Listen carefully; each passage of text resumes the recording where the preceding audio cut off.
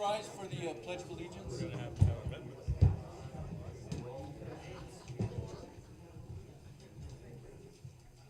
Ready, begin. I pledge allegiance to the flag of the United States of America and to the republic for which it stands, one nation, under God, indivisible, with liberty and justice for all. Hoorah!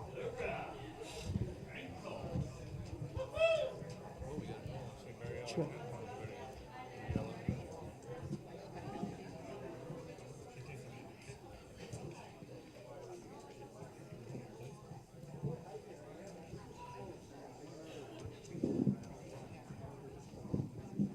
Good morning. Pine Mountain Club Property Owners Association, Inc., Board of Directors, regular meeting, Saturday, October 21st, 2023, 10 a.m., Condor Room. Members in good standing are free to speak on a specific item on today's agenda when the chairman calls for the discussion. If there is an item that is not on the agenda that an individual wishes to present, the appropriate time for the presentation during the member forum. This meeting is being recorded and allow members in good standings who could not attend to view the meeting at a later date and to aid in the recording secretary in preparing the minutes of the meeting. Members will observe rules of decorum. The speaker will address the chairman and speak only to the matter under consideration. Members will refrain from being argumentative and making derogatory or personal remarks or gestures. Members will turn off or silence all cell phones or communication devices while attending meetings. Call to order. Cameron Acosta. Here. Richard Ballard. Here. Mark Bailey. Here. Jennifer Emmett. Here. Philip Gabriel. Here. Carolyn Gilbert present. Brad Hudson. Here. Bill Lewis. Here. Ellen McKellen. Here. Adopt the agenda. Resolve that the agenda for the Board of Directors meeting of October 21st, 2023 be adopted. That's a motion. Is there a second? Second. Second by Richard. All in favor?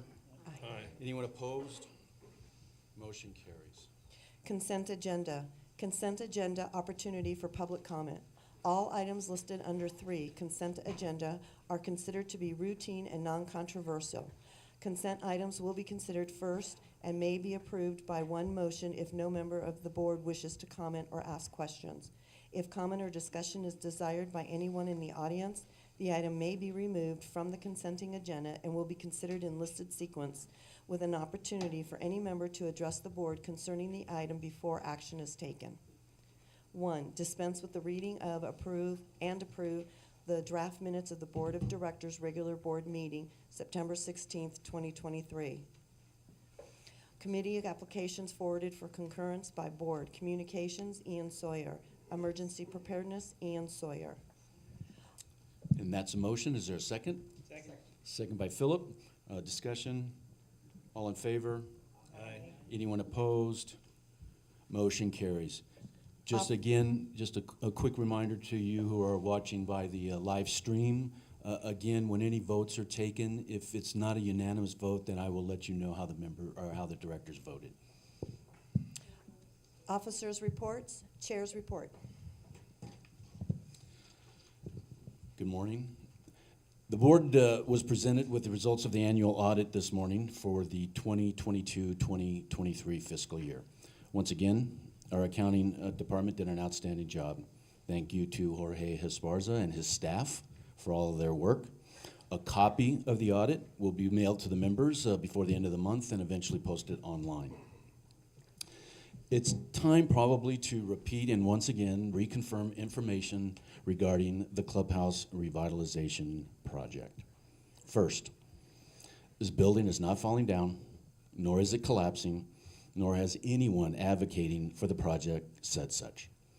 The bones are good, but the insides are not. We need to repair, replace, and improve the facilities, and the current plans to do so are not extravagant nor unreasonable, and we have been working to minimize the costs. The project has not been approved to start or finance any construction. The hiring of a contractor or contractors has not been approved, nor proposals even submitted. And there is no loan on standby, nor are there any contracts or proposals from any lender or banking institution. The surveys regarding the financing options have not been shared with any potential lenders, and the results of the survey have not been provided to any lender or banking institution representing any vote by members to approve the project. Your property will not be used as collateral for any loan if a loan is later approved. The board has only approved what might be called the pre-construction phase of the overall project, so that construction documents can be completed so that we can solicit bids from qualified contractors for the purposes of determining the cost of the construction project before making a decision to proceed any further. How much will this project cost? We won't know until the documents are completed and bids are solicited. When the board knows the costs of this project, the members will know the costs of this project. Because the costs are still unknown, we cannot say today how we might fund this project, and it could be done through various options. The project is not a done deal, despite what you may read in the newspaper or on Facebook. The project manager hired to assist us and oversee the pre-construction process has not been paid upfront for the contracted amount. He only gets paid for the work he provides. If the project does not proceed after the costs are determined, the contract with the project manager will be terminated. You may also be interested to know that the project manager will be sending out letters of inquiry to local contractors and subcontractors in PMC and within the mountain communities to determine if they might be interested in bidding on this project in whole or in part once the construction documents are completed and a request for proposal is ready for distribution. I'd like to make a few comments about the petitions submitted days after the last board meeting. It is no secret that attempts were made to reach compromises on the two bylaw amendments to avoid a special vote that will cost over $12,000 and does not include the staff time to prepare and assemble the notices that were mailed to the members. The date of December 9 was selected by the board, and it provides adequate time allowed by law to distribute, collect, and tabulate the ballots in between the two major holidays. You may have noticed that the two bylaws, and let me go back to the December 9th date. I saw yesterday on Facebook that there was a question about this not being confirmed with the Inspector of Elections. That information is not true. In fact, on Monday, the general manager confirmed with the inspectors of election that the December 9th date had already been confirmed, and I saw an email between the general manager and the inspectors of election that also confirmed that fact. You may have noticed that the two bylaws addressed within the petition are being presented later on in the agenda. You might ask, why are these proposals being submitted? There are no tricks or attempts to fool anyone. It's my intent later to replicate one of the amendment proposals from the petition and the other amendment proposes to reinstate term limits as another attempt to reach a compromise to avoid the cost of a special vote. As I mentioned, the special vote is still scheduled for December 9th, but it doesn't have to be. There is no statute or civil code regarding the withdrawal of a special meeting petition. Be safe, stay healthy, and please be positive. General Manager's report. Good morning. Good morning, everyone. Although some effort and analysis were done on extending the pool season, attendance dropped off significantly in recent weeks, beginning early October. So we moved forward with the seasonal pool closure on our target date of October 9th. Further cost and benefit analysis will take place next spring and summer in another attempt to extend the season for frequent users without too much burden on the budget. Also closing for the winter is the campground. The approved hot walker for the Equestrian Center has been installed, providing higher quality service for boarders and their horses. The stalls there remain full with a waiting list for more boarders, so we're having great success in the Equestrian Center. And they've got some fun activities planned at the center coming up soon. You'll be able to see more about that online. One more, also other operational things. One more road project is to be done soon at the Equestrian Center, repaving the entrance. Beyond that, this year's road resurfacing and striping is complete. As far as the lounge and restaurant, patronage continues to grow with new TVs installed in time for the football season, with games shown on Monday and Thursday nights and Sunday afternoons. Restaurant menu choices have expanded to handle the crowds. I hope to see you all there, all you football fans, one of these evenings. And plans are in the works for other events here in the lounge and restaurant. Last Saturday, the Emergency Preparedness Committee, along with CERT, the Ham Radio Club, and Pulse Safety Net, sponsored a free pancake breakfast here at the clubhouse. The goal was to educate members and residents about winter preparations. Presenters included the POA, sharing information about what we're doing to prepare and what individuals should do to prepare for this coming winter, potentially another difficult one, with power, communication, and potential heat outages. So if you missed that, I would encourage you to watch it online. We don't have it posted yet, but we will be getting it posted soon. Among the topics discussed, if you qualify, this is a good time to get prepared by being added to our berm list. It's designed for those who can't clear their own driveway berms, created by POA snow plowing of the streets, which is what we are responsible for. We are not necessarily responsible for plowing driveways. So if you're on that list and need to be on that list, please come by the office and get yourself added. Lost my place here.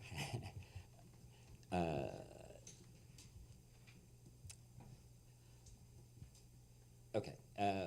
Other speakers were here for the pancake breakfast from the Ham Radio Club and CERT, speaking about efforts to develop a volunteer GMRS and walkie-talkie radio network throughout the mountain that will support neighbor communication when services are down and residents need help. All members are encouraged to participate, at least by having a walkie-talkie that can be used to reach nearby neighbors in emergencies.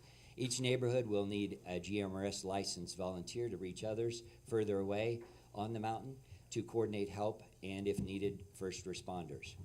More information on this program can be found by contacting the office, who can put you in touch with the right people to join in on this volunteer program. The Pulse Safety Net also was represented and spoke about efforts to establish a volunteer network for neighbors to help each other in time of need. If you're interested in becoming a volunteer for this program, or you believe you may be a person who will need help during things like another Snowmageddon, please reach out to Elisa Christensen. I think I saw her here. She's there. She's here today. Or visit her website, Pine Mountain Club Pulse. Your privacy will be maintained, just as it is for the berm list I mentioned earlier. If you've got medical conditions or that sort of thing, that will be held in total confidence, confidentiality. So anyway, that's all I've got for today. Everybody have a great day. Thank you. Treasurer's report. Good morning, and thanks all for being here. I wish it was this crowded every board meeting. So for the end of September 30th, 2023, our revenue is better than budget, $25,186. Payroll summary is $56,705 better than budget. Operating expenses is $94,860 better than budget. The operating fund balance is $3,597,680. Sorry. The reserve fund cash balance is $4,735,722. And a motion to ratify the review of the association's September 2023 financials in accordance with Civil Code 5500 and 5501. There's a motion, there's a second. Second. Second by Richard. Discussion. All in favor? Aye. Anyone opposed? Motion carries. Committee reports. Committee minutes. Committee minutes record. Communication, October 2023. Environmental Control, October 2023. Governing Documents, Special, September 2023, October 2023. Greens and Grounds, October 2023. Planning, August 2023, September 23. That's a motion. I have a comment on that. Oh, sorry. Oh, you know what, and I think we had gone back to, we're not needing motions to accept these reports. Did you have a I comment? just have a comment on two of the reports or comments in question. So regarding the environmental control report, and the bear deterrent discussion that they had, they did forward for us to approve, and I'm going to vote to approve the 3 cottage industries for Ian, with mountain barriers, George Gabby with bear barriers, and Terry Butler with bear secure. Ian's You've pro- gone ahead. Are you questioning the minutes of these committees? I'm Because we're only doing the Making committee a minutes right now. comment on the minutes of those Okay. meetings. So in those minutes, they approved. Aren't you doing these two things right here? These? Yes. They're just on this, right now. And then we take these individually. Okay. Okay. Sorry. New. Move on. Yes, carry on. Approve Environmental Control Committee Project Recommendations 6. Is there- Approve, Is there a second? Second. Second by Ellen. So Discussion? this is easy. Okay, so Ian has done a great job with providing additional documentation on his products and services. George has done a video, and Terry's also provided some supplemental information. And while I agree with EC's determination that the products they're producing are not within our purview to either approve or deny, and that the effects of producing them would not be impactful on the neighborhood, I do still have concerns that we don't have rules or guidance in our EC code regarding electric barriers. Some of these products appear to be very DIY, and I have considerable fire and safety concerns. So I hope that EC will look further and that we will develop some rules regarding installation of these products. Okay, and then let me ask this question again. Are you addressing the cottage industry permits right now or the EC project I am recommendations? going to support the cottage industry Okay. permits because. And we're not of the there yet. purview. Okay, but they are a part of my comments on the Okay. EC code. While we are approving these in the next step, I do think it's a problem that we do not have EC code addressing these types of products. those are two being different installed. things according to when it was something that was discussed at the Right. EC meeting, and that the cottage industry, they're not responsible for the Correct, and liability, I or stipulated they are, I stipulated Right. that they're not under our purview, but we can regulate installation of these products like we do with electric fencing and other things. Correct. So And the that's co- what I think EC should do. that would be correct, but that just so that the members understand that the cottage industry approval permits is designed to make sure of the impact to the community in regards to cars, noise, smell, and things of that Correct, nature. which is, what I So- stated, that it won't have, their production won't have an impact on the neighborhood, but I'm Right. concerned about the installation of products like that. Right, which is a within- separate subject. I just want to make sure the Correct. members understand that that's Yes, two different things. Two separate things. I don't want to stop the cottage industries, but I don't want some of them going up in our community. Okay. I would like to address the project at 2328 Woodland Drive. And this actually came to us last month, and if you might recall, the project was not recommended by the EC committee because it did not contain a front elevation drawing. And that was the only basis for denying it according to the paperwork that we received. And so now they resubmitted, and actually the owners met with Todd and myself on what they needed to do. And again, based on the recommendations from EC, they were pretty much advised you need to submit a front elevation, and they did. Now, the EC committee is not recommending again, and they're adding other things on there.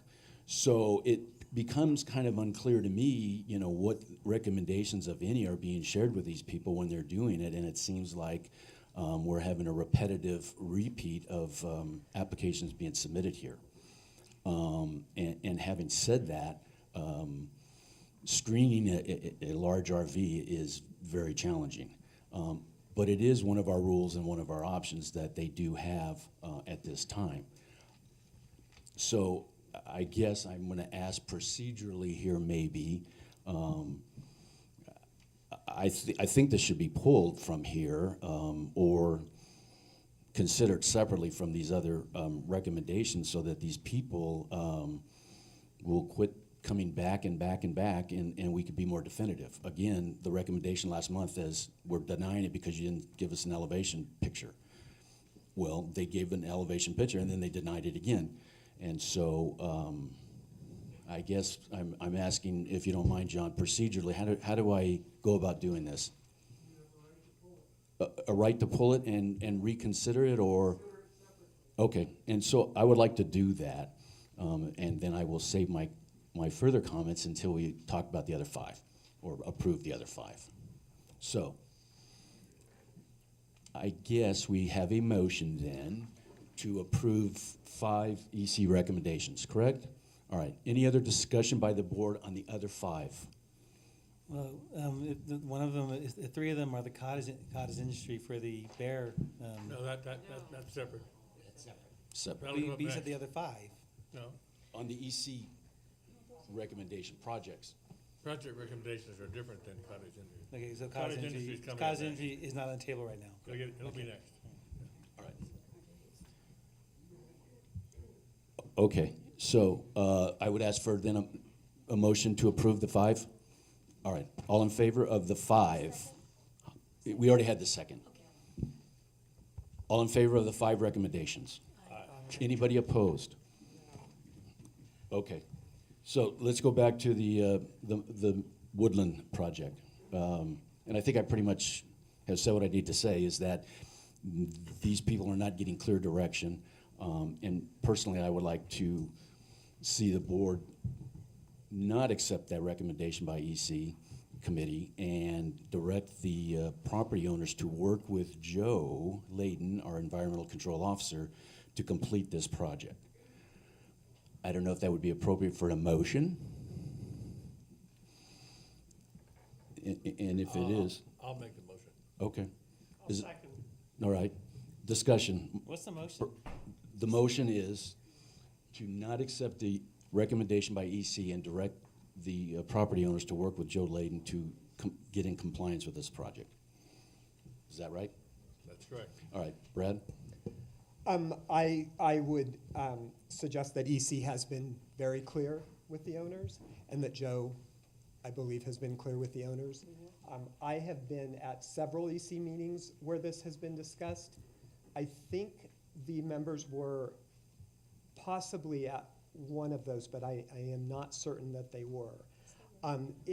Their most latest report is pretty clear that this project has been submitted and denied several times. There are other choices for compliance which they refuse to make, such as covering the RV as described in EC code, or building an enclosure, not to mention the procedure, the precedent it would set for the community.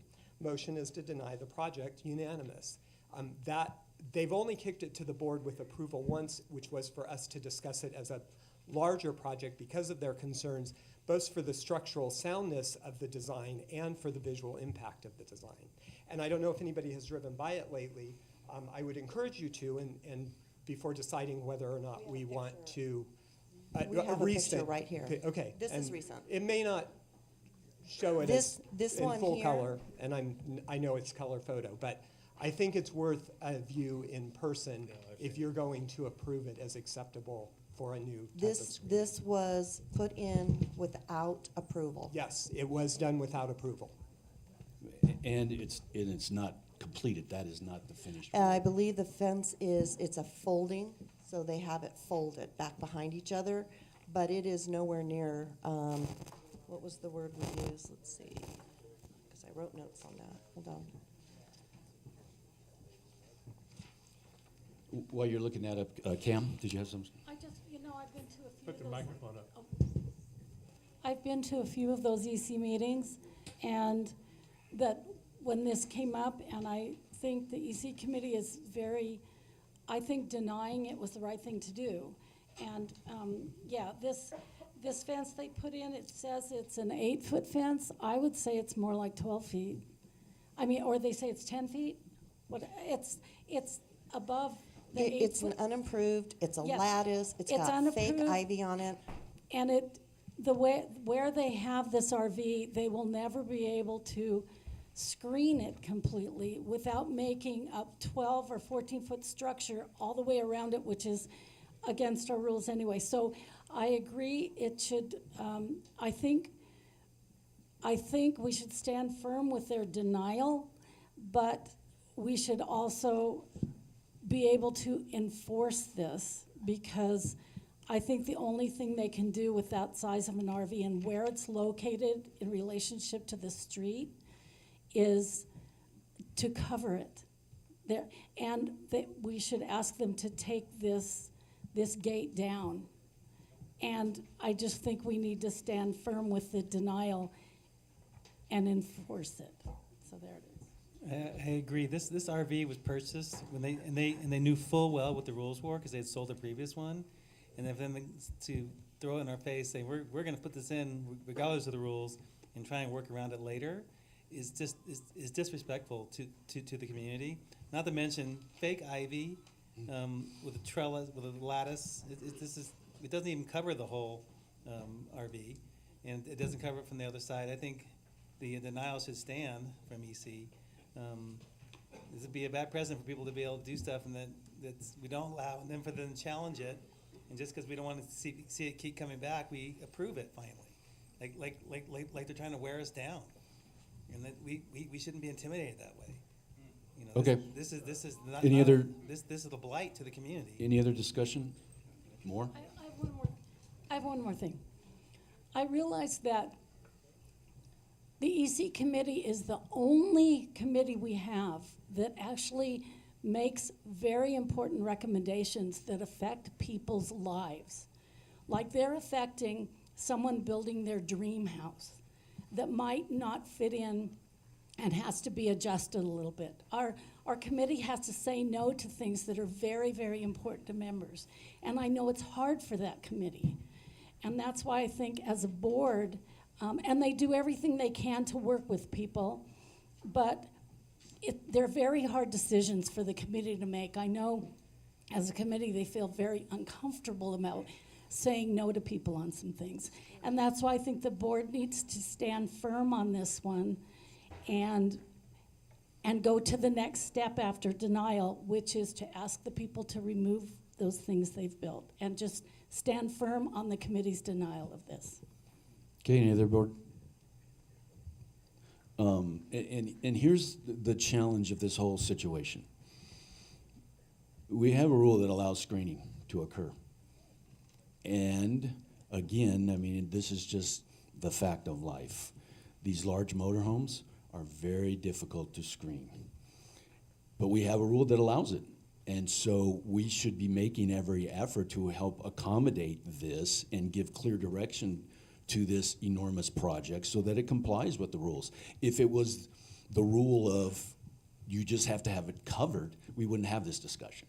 But the current rule allows it to be screened, and the member has every right to screen this motorhome. The challenge becomes how to do so that it's aesthetically pleasing, maybe, and what's the intent of that rule that is in place for this property. That becomes the challenge. So to arbitrarily deny it, and yeah, they probably should not have done it, and yeah, we probably should get rid of the fake ivy. But we have to work with a member to comply with a rule that is in effect today. And that is they have the option to screen their RV. And yes, it has to be approved by EC committee as to materials and things like that. So I'm thinking that, again, I don't think we're doing our due diligence here to assist these people in trying to screen this thing, as difficult as that project may be. Brad? I just have to say, I do think EC has put a considerable amount of time on this project, offering advice and counsel, as has Joe from my observations. I do think that this particular project should be denied, and I do agree with Bill that the property owners and Joe should try to come to some kind of agreement that will work for the aesthetics of our community.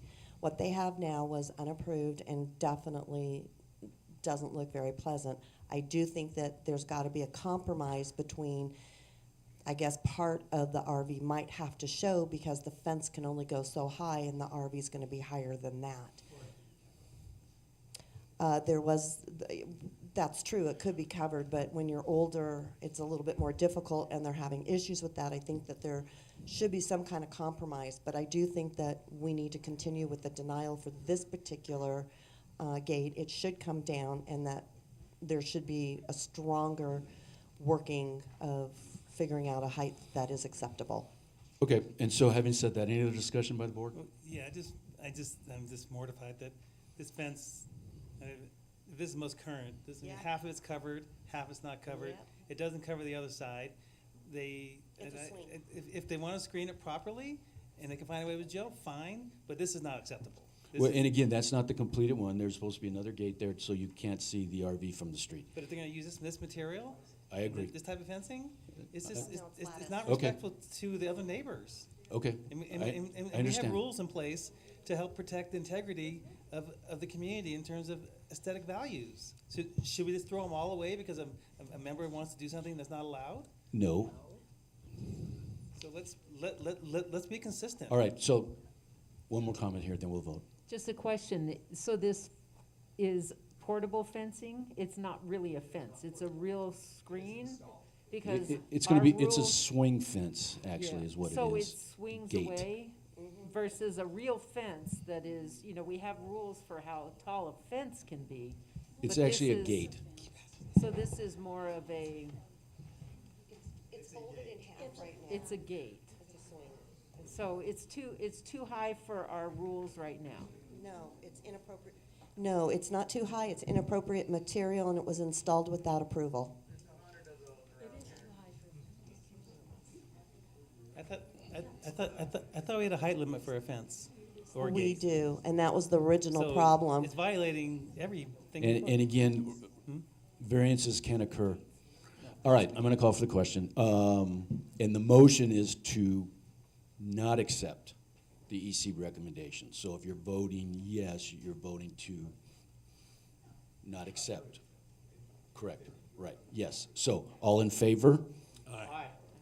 Ooh, So when you say we're not accepting their denial, are you saying it should be approved? Correct. That means you're accepting this. Is that what you're correct. It saying? means we are not accepting the recommendation by EC. We're not accepting the recommendation. Not accepting. Oh.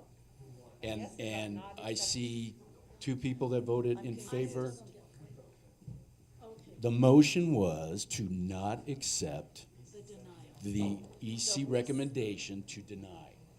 So if you say yes, you are saying it's a go.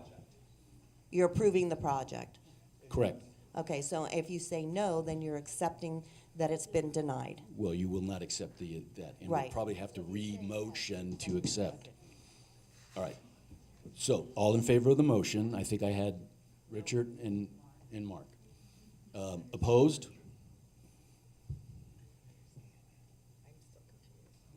You're still confused? So 1, 2, 3, 4. Okay.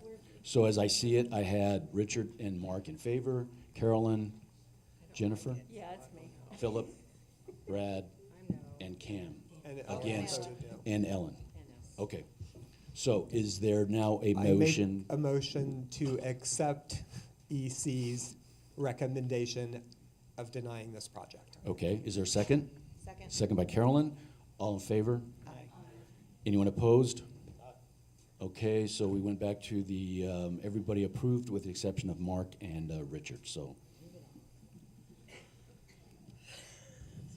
Thank you, let's move on. Members forum. No, Nope. cottage industry.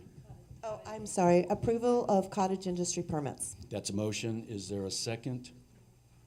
Second by Cam. Discussion? Yes. Is Ian here? Yes. Can I ask you to come forward? I read the discussion about the fence and its safety procedures. The one thing I just want to hear from you. The one issue that seems to keep coming up with these types of restraints is ventricular fibrillation. And I assume that applies to the old heart thing. So I'd like for you to kind of give us an overview of how that works and how safe it is. Would you mind?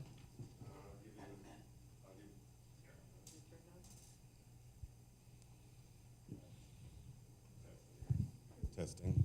There you go. All right, yeah, definitely not a medical expert. My plan is, and I probably should have that done this week. My plan is, there you go. Definitely this week, not a medical expert, definitely not an electrician. I've just done all the homework and research I can, actually almost a couple years worth of these devices.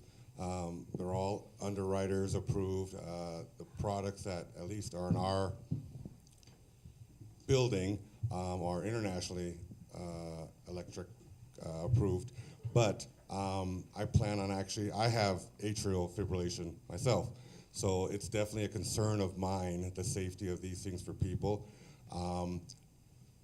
The history of these devices is they have not caused human injury.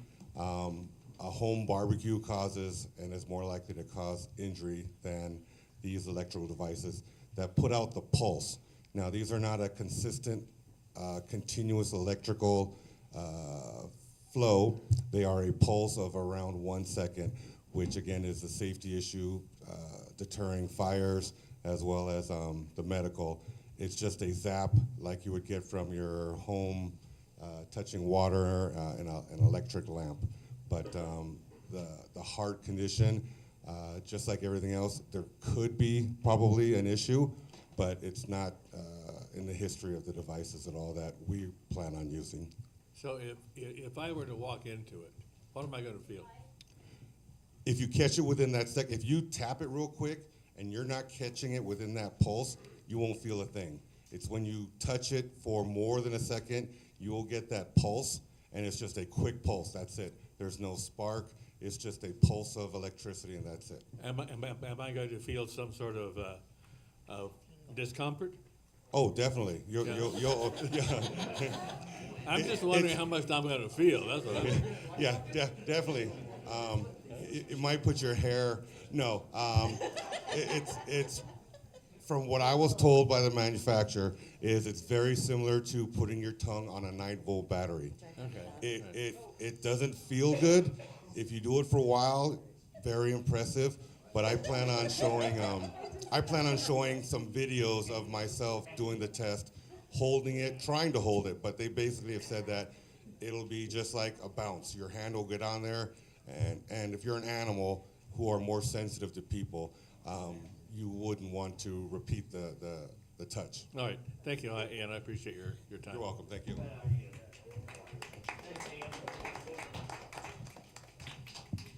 Okay, was there any other discussion? Are we approving the cottage industry at this point?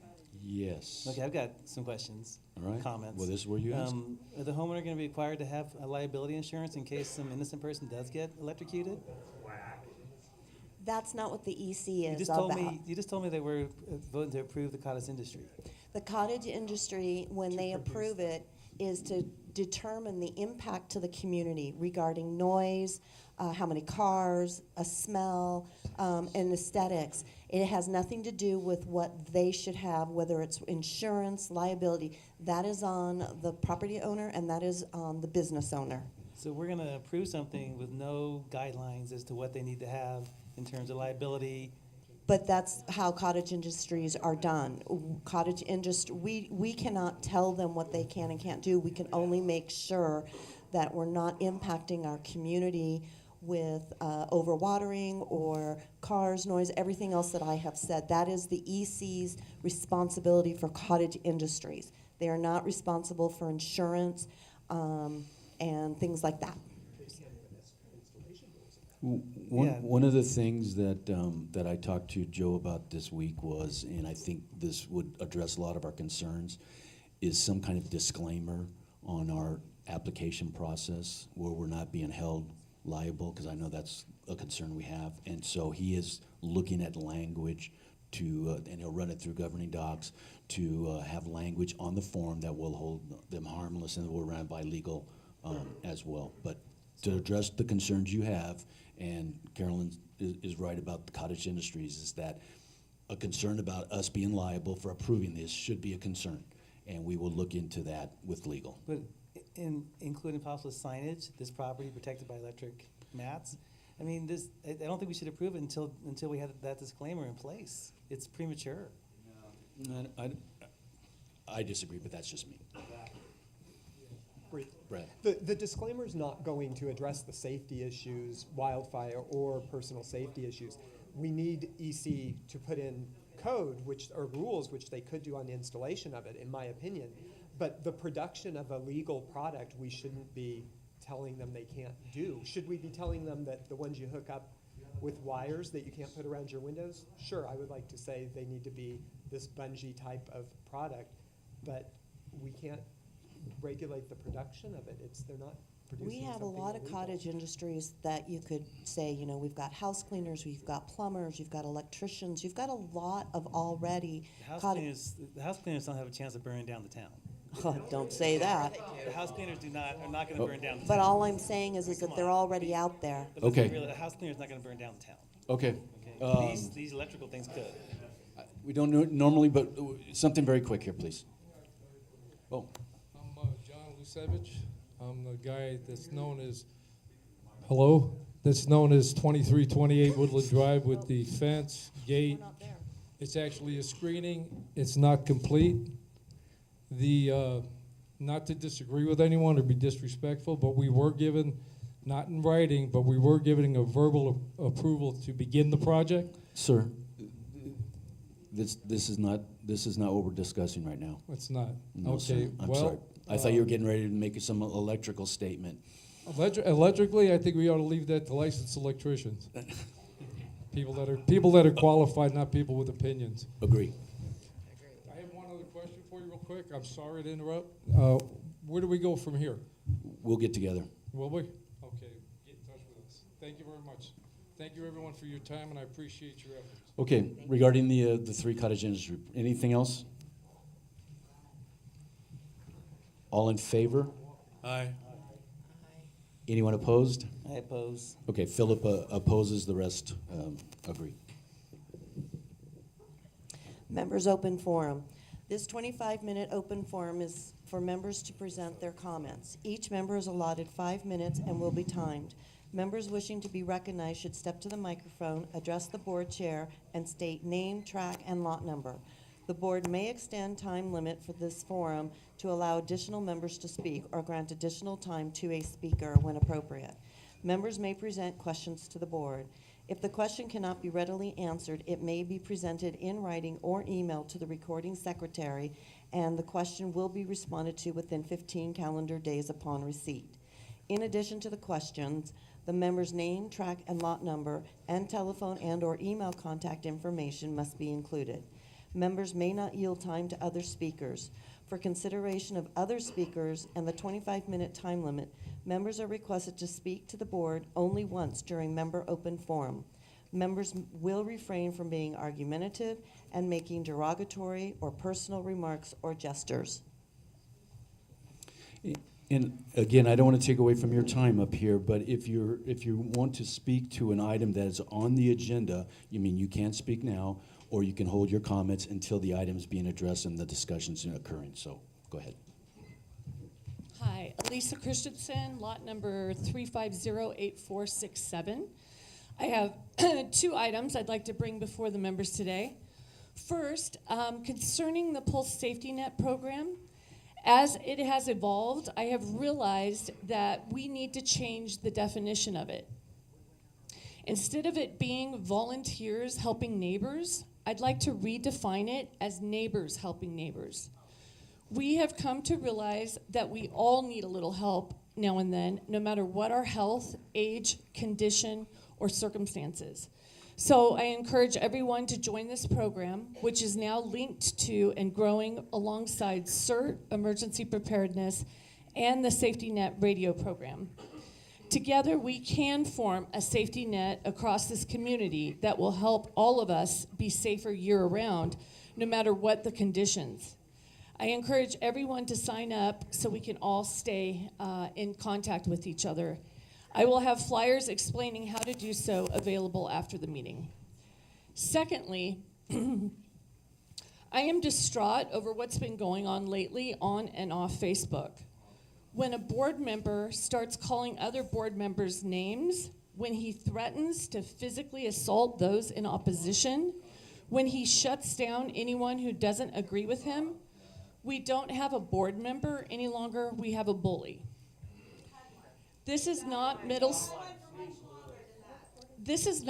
school, and frankly, I am embarrassed that we are, as a community, have sunk to the level of allowing this. I have no problem with differing opinions. I have no problem with questioning other board members' ideas or methodologies. But attacking others' characters, name-calling, and threatening physical assault is where you lose me. I cannot and will not consider anyone's opinion on matters while they are engaging in these childish and counterproductive tactics. So I'm going to lead by example today. There have been times that I have gotten pretty snarky and rude with a few members in our community. And for that and to them today, I sincerely apologize. I am going to do much better from here on out. I'd like to see all of us do better. I truly believe in this community and the incredible people who make it such a magical place to live. We all have the same end goal: to maintain and preserve our ability to happily, safely, peacefully, and affordably live on this mountain. We can do this, and we can do it without character assassination, bullying, or name-calling. We are better than that. This should not be a fight with us pitted against each other. This should and can be a team effort. That will only happen if we act with integrity and we lead with respect. After all, let's not forget, we are all just walking each other home. Thank you.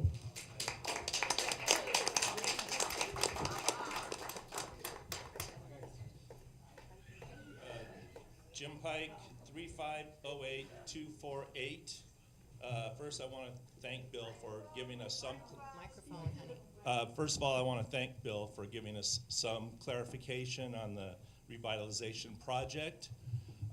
But I would still like to propose some alternatives that would possibly achieve the same goals of additional office space and larger kitchen without quite that extravagant revitalization. Some of them, and it's just throwing out some ideas, some other people came out with some other nice ideas, but some of the things I thought was moving, say, security and EC to a trailer or a prefab building, and then using their vacated space for additional office space. Somebody else proposed, and I thought it was a good idea, that buying that property next door that is for sale and use that for security at EC and maybe additional office space. It'll also provide additional parking for staff. So that's not a bad idea. So that could, to address the office issues. Another way to do that is possibly outsource some departments like payroll and human resources. Many businesses do that. That would alleviate the need for additional office space. So far as the kitchen, there's different ways you can do that too. I know there's the pavilion room that's used for meetings and clubs and such, but just throwing out an idea is maybe moving, vacating, having the game room move up into there and share it with the same clubs and meeting space. And then the vacated game room could be used for the expansion of the kitchen. So I'm just throwing out some ideas that might not cost us quite as much. I mean, sure, there's still issues with this building that for health and safety reasons still need to be addressed, but I'm just trying to throw out some alternatives to the big revitalization project. That's all. Thanks. Thank you.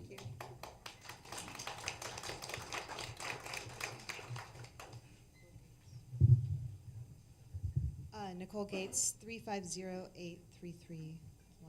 350-8331, Nicole Gates. My question is for Director Lewis in regards to the language you've included for Resolution 710.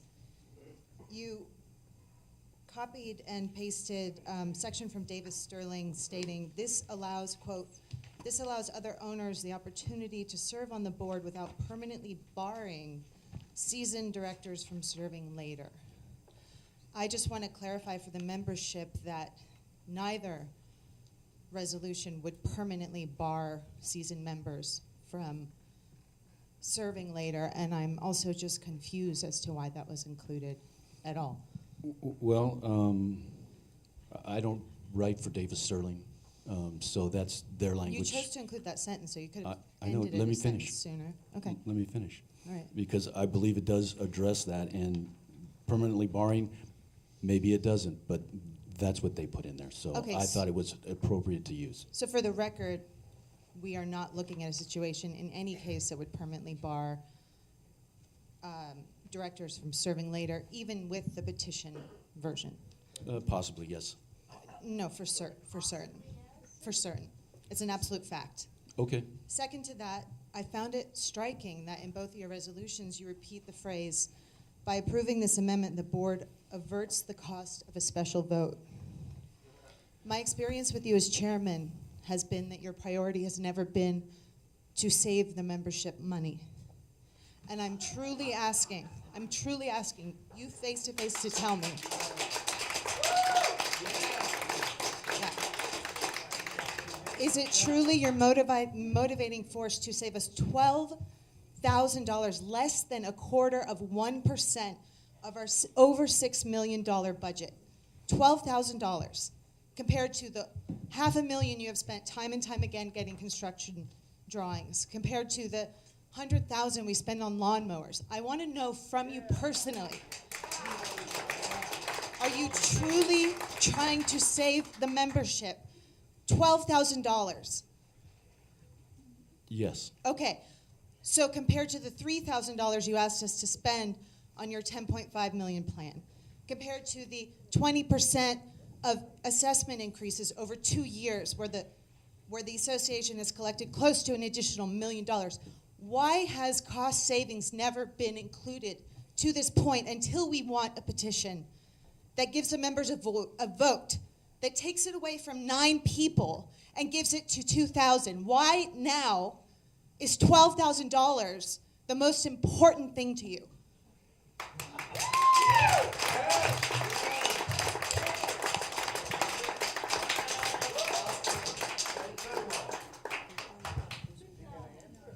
I don't know if I want to come in after her.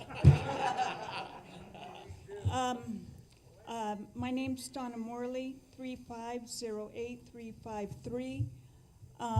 I've been a resident here for 34 of my adult years. And first of all, I have to say thank you for hiring Todd. We really appreciate him. I am asking for just a few things. I've never come before you before asking for anything, but I am now. I'm asking for a few weeks out of the year if we could have more swim time for families and lappers, maybe open at the beginning of May instead of the end of May. The weather is usually really nice. We have built a very nice pool, which is one of the factors that real estate agents like to point to, but they don't tell people when buying up here how little time there is that it's open. And I know, I so much appreciate the fact that you all do talk about trying to save money. But is it saving money with just the things you don't want? Or is it...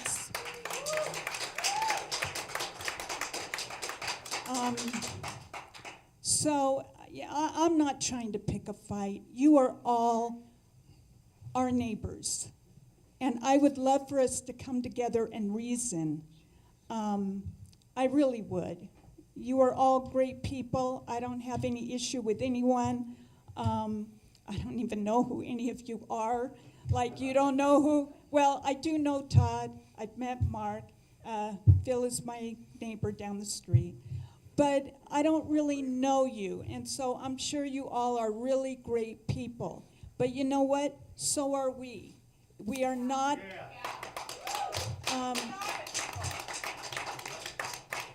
We're not adversaries with you all.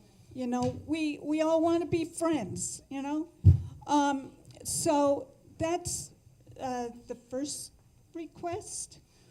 The second request is that if the pool gets closed on us during swim time, during the few months the pool is open, I'm just wondering if we could put those days we're not allowed to swim during our time to be able to swim, we put it in a bank.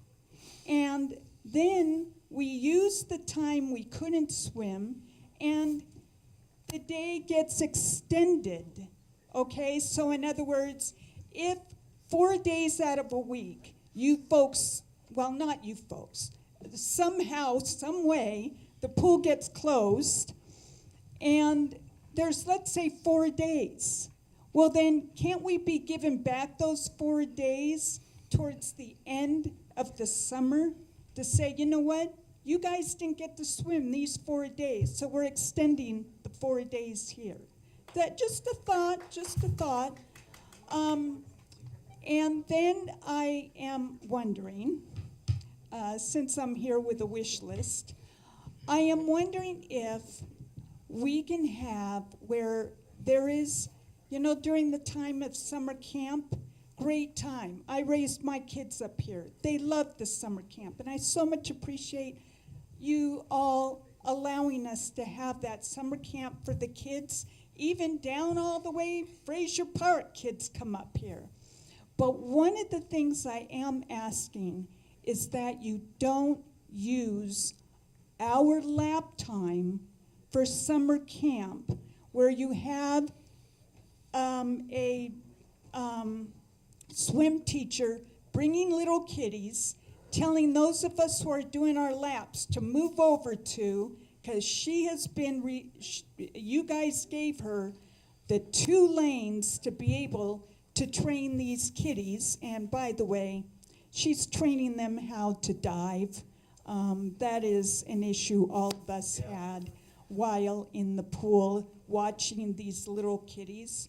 That's our lap time, our coveted lap time. And again, you're only giving us a few months out of the year to do laps. So please don't use our lap time for the summer camp for the kiddies. The pool is open all day long. Have her teach the kids some other time. But anyway, I just thank you so much for listening to me. I so much appreciate you all giving your time. If someone ever asked me to run on the board, I would say, no way, Jose. You know, you guys have a target on your back. I understand that. and I so much appreciate all that you do. Thank you very much. And Donna, let me just address this really quick. I'm sure the proposal that you've submitted and you've kind of talked about here that was given to me, addressed to Director Bailey, has been given to the general manager to look into this for next year as you requested. So everything that you have mentioned has been directed to the general manager, and we are looking at it.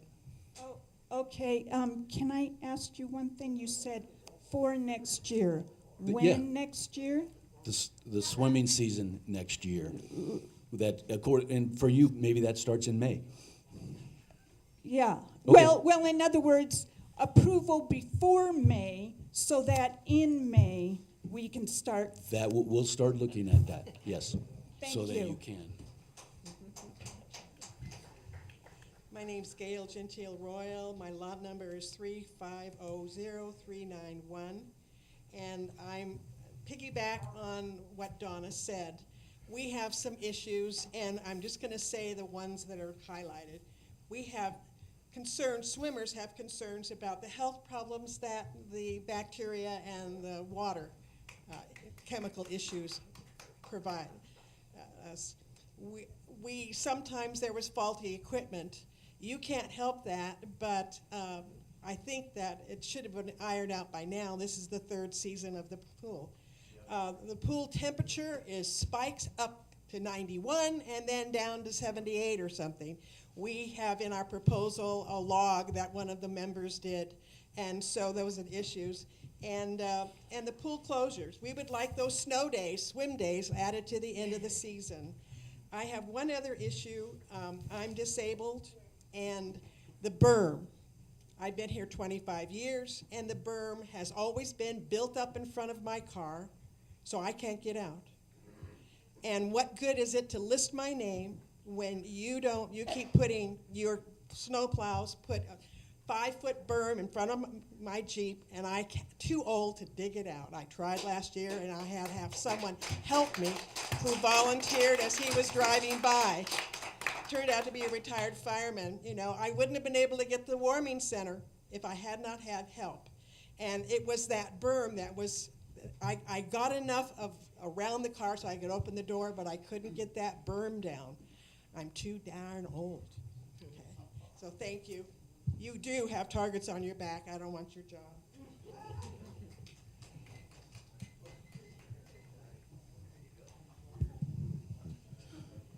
Good morning, ladies and gentlemen. My name is Sean Coulter. I have 350-8420. Before I begin, I'd like to have a moment. Oh, sorry about that. Before I begin, I'd like to take a moment to have the members sing happy birthday to Mark Bailey. Birthday to you, happy birthday to you, happy birthday, dear Mark, happy birthday to you. Thank you very much, Sean. I didn't see Elisa Christensen singing.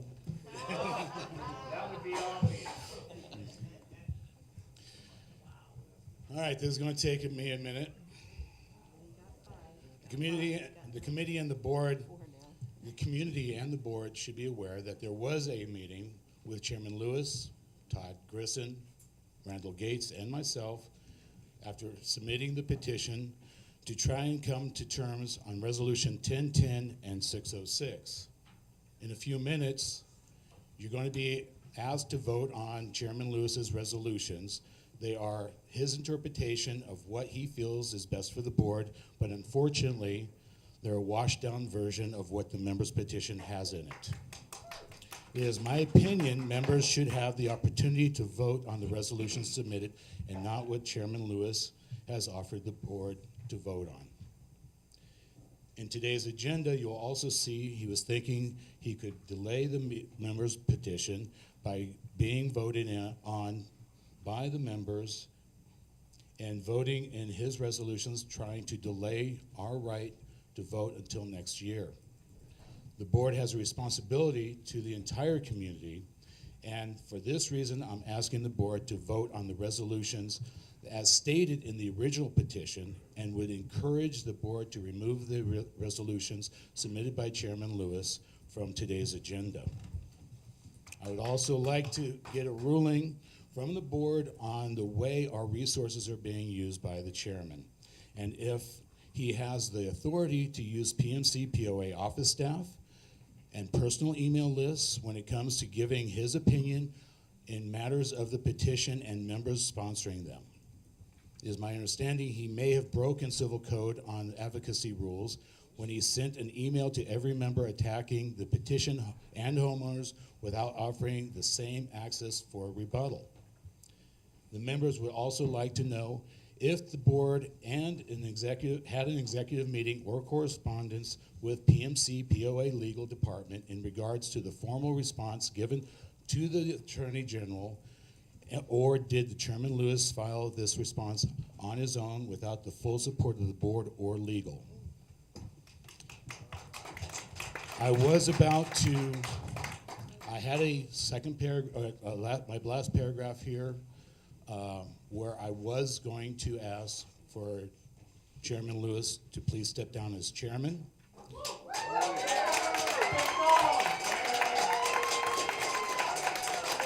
Because he has, in fact, lost the trust of the members in this community. I'm hoping that we can all come together.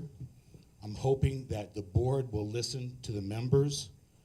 And the other thing, and as you can see, there is a lot of things happening right now in our community, and we just want to make sure that we all have a voice. The last thing I'll say is a gentleman came up to me at the business district who's a singer. He has children. He did ask if it would be possible, because this weekend especially, it's going to be like 80 degrees outside. His kids would love to use the swimming pool. Next week, it's going to be like 90 degrees out there. Maybe we could try and open up the swimming pool just for that week. But, you know, that was just a question, and you've already been asked that numerous times today. Thank you very much for your time in this matter. Have a beautiful weekend.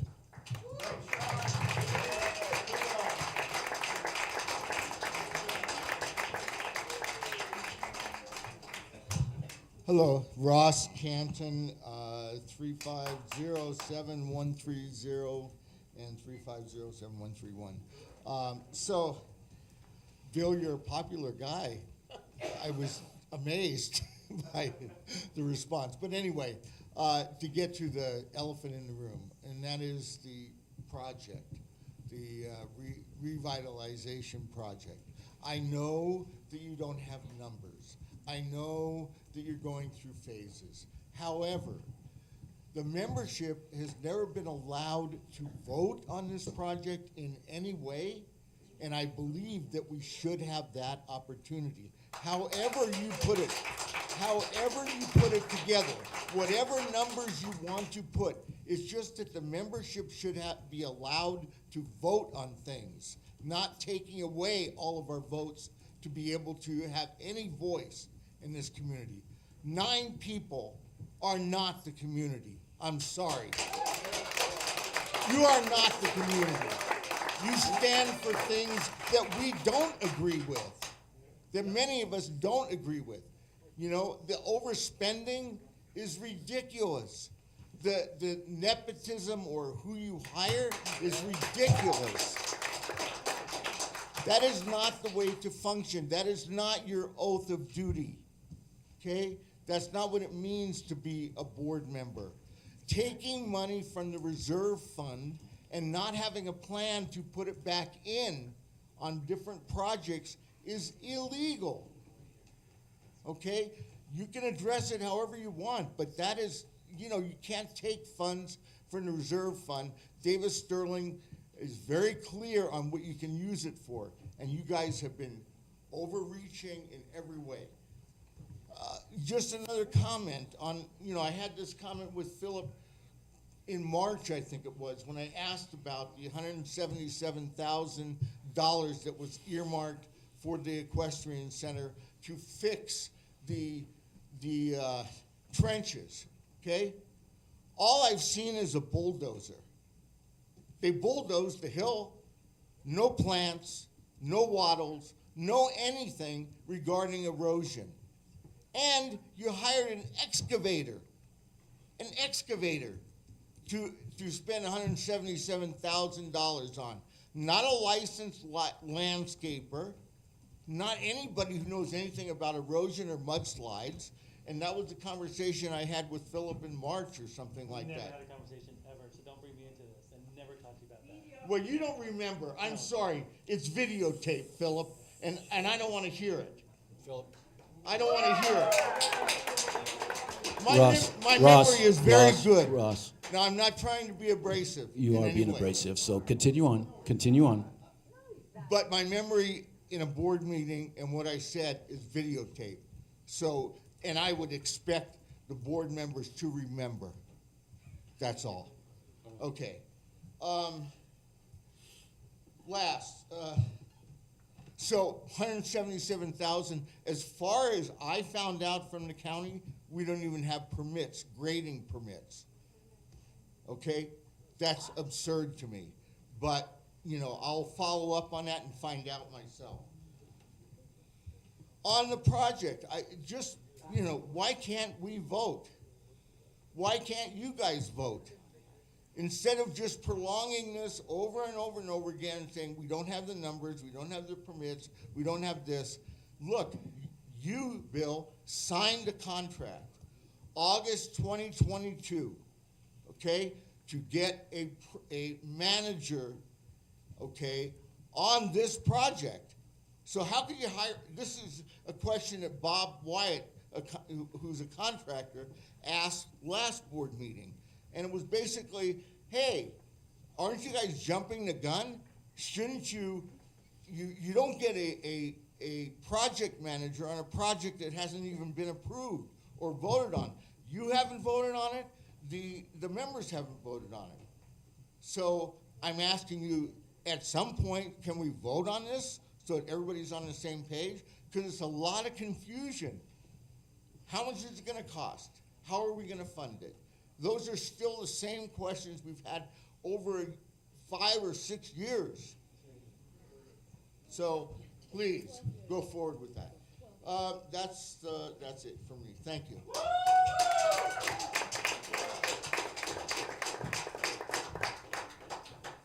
Good morning. My name is Jordan Vine. I'm at lot number 49.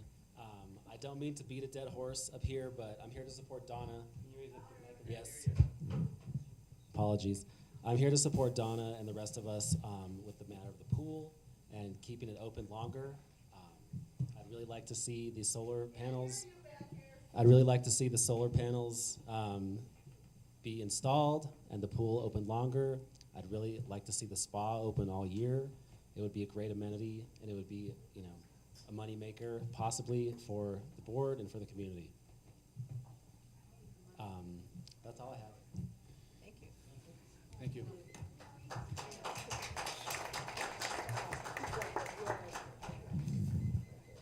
Alicia Canton, lot number 3507, 130, and 131. I have 2 issues. One, I asked for all the financial documentation on the association for previous year, and that was last February. So I have partial information. But I went through the whole list of documents. It's an immense amount of work. And I asked for help from CPAs, different kinds of CPAs, some of them that deal with multi-million dollars companies and associations. And the bottom line is that they don't understand what you're doing. I found a check given to Ross Canton, my husband, and it shows for $275, and it's categorized as a vendor.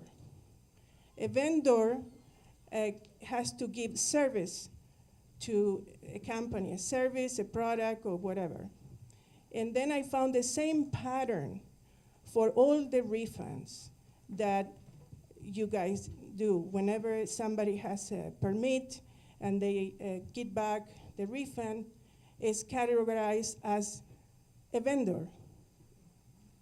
And that creates a lot of problems because of they are categorized as a vendor, is categorized as expenses.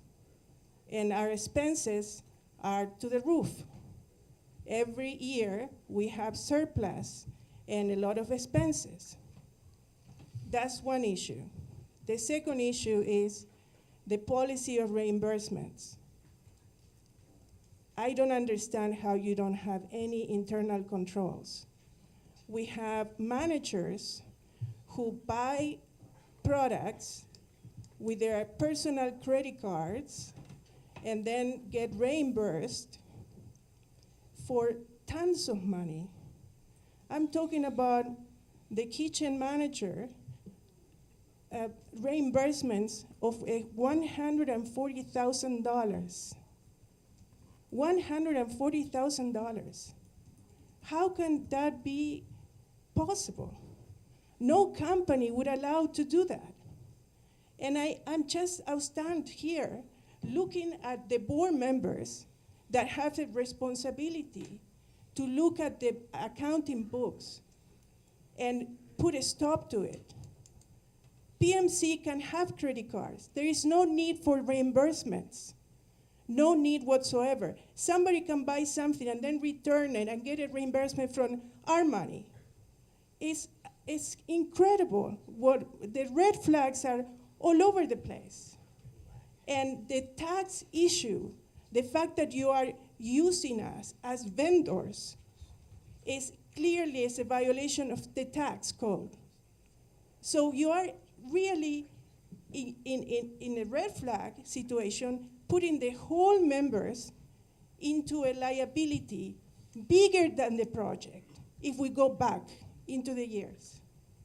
It's a tax liability, and the bomb can destroy completely PMC just because the directors don't look up and don't look at the books and the accounting. And for your information, the auditing company has a disclaimer.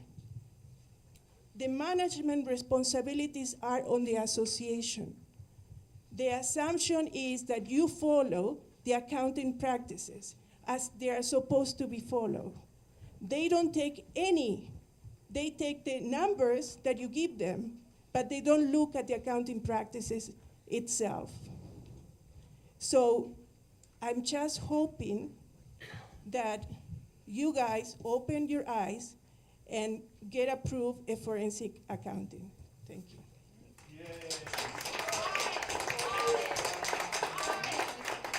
Can you, sir, can you hang on just 1 second?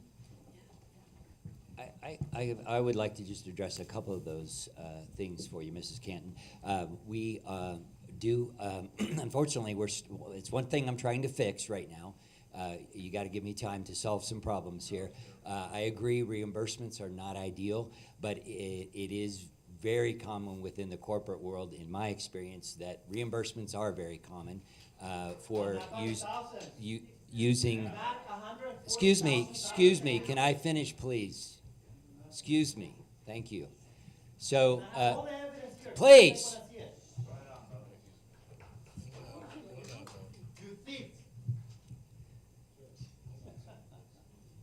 It's very common in the corporate world, but I agree, not ideal.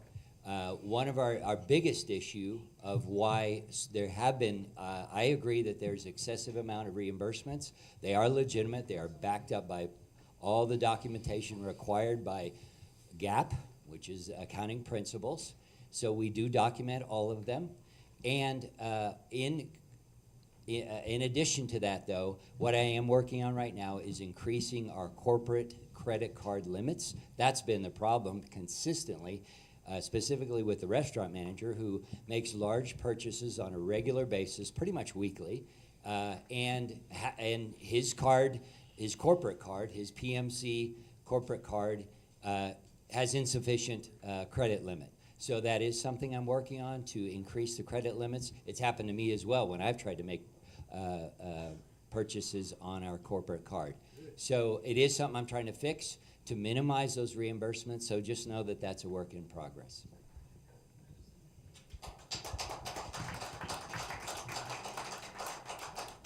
Hi, I'm Robert Manning, 3508091. I'm here to support cold and dirty pool water for senior citizens.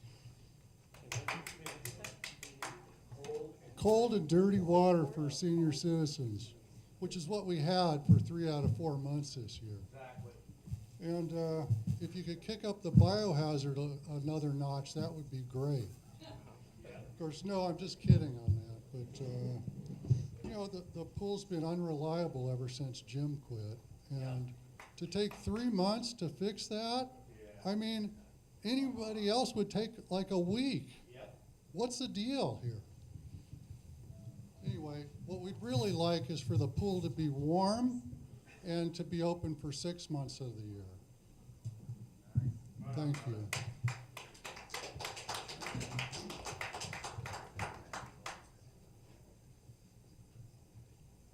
Hi, my name is Ray Weber. It's 3405218. Ray Weber, 3405218. I'd like to speak about Resolution 71021. And I applaud you for putting term limits back in. However, the way I interpret this resolution is that term limits would be for 6 years. Okay? Could I have some clarification on that? It could be a potential of 6 years if 2 consecutive terms were run and that person was elected. Could be a potential.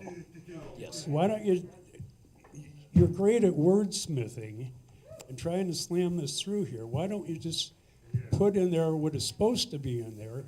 And in addition, I'd like to propose that chairmanship be on a rotating basis.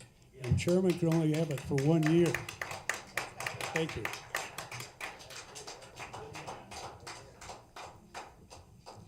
Natalie Zadikian, 3508 395, thank you, 001.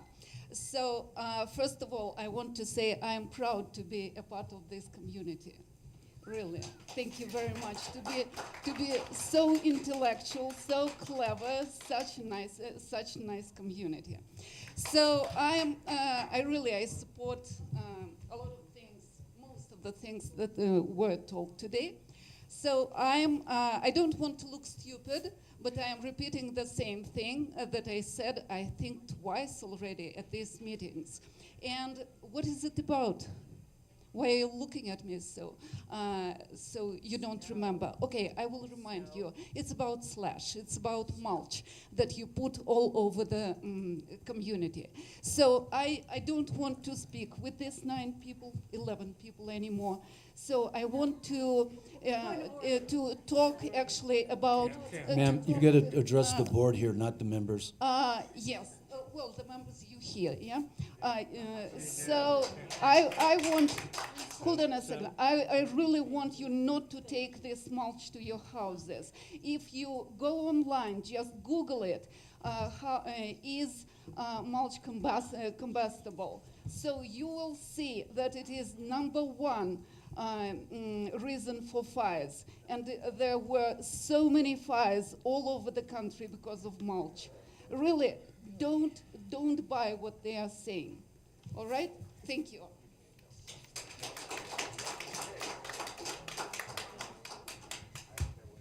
Good morning. Happy Saturday. I'm going to be brief. Can you hear me? Name and track number. I was just getting mad. My name is Paul Mobley. Many of you know me by name, and I appreciate that. My track number is 3402-307. I've attended the budget meetings, EC meetings, emergency preparedness meetings. This is the least civil meeting I've been to in this month. And I want to ask everyone to recognize how we can start treating each other better as a community. Let's not be seagulls here. Seagulls in the corporate world are managers who come in, make a lot of noise, eat all your food, and defecate all over the place, and then say goodbye. We have a responsibility to each other. Board members have a responsibility to do their homework, to be honest, to be fair. And I've seen that in almost every one of our board members in these meetings. I want us to be more compassionate to each other. We are dealing with a world that lacks compassion. We've seen it on October 7th, and I don't want that kind of behavior in this community. I want our world to look compassionate. I have met many of you members at the hot tubs and shared swimming with you. I've been responsible taking measurements on my own when I ask attendants to do that, and that's not my job. I have seen attendants sitting on their butts, getting paid minimum wage, $15.50 an hour, talking on their phones, watching TikTok. When we see that kind of behavior, we don't want to pay for it, okay, as a community. When we see spikes in the temperature of the pool going up to 90 degrees and recognizing the propane is going out the door and up, and the heat is going out into the atmosphere, we don't like that. We need to build trust. I've talked to Todd about various different things. We have an open community. We have the ability to talk to each other, and let's be civil about it along the way. There was an issue of the slash, getting knapweed put into it. I recommend some kind of control on that. We've spent $22,000 on the rototiller. We don't make money on that slash. We just get rid of it for our community, and then it gets put on as a ground cover. There's opportunities to save money. Minimum wage goes up to $16 an hour, and we're paying people to attend, sit on their butt, doing nothing at the pool, where most apartment complexes, community complexes, do not require attendance. You can get into the pool, you can get into the jacuzzi with your pass card, and we would like to see that.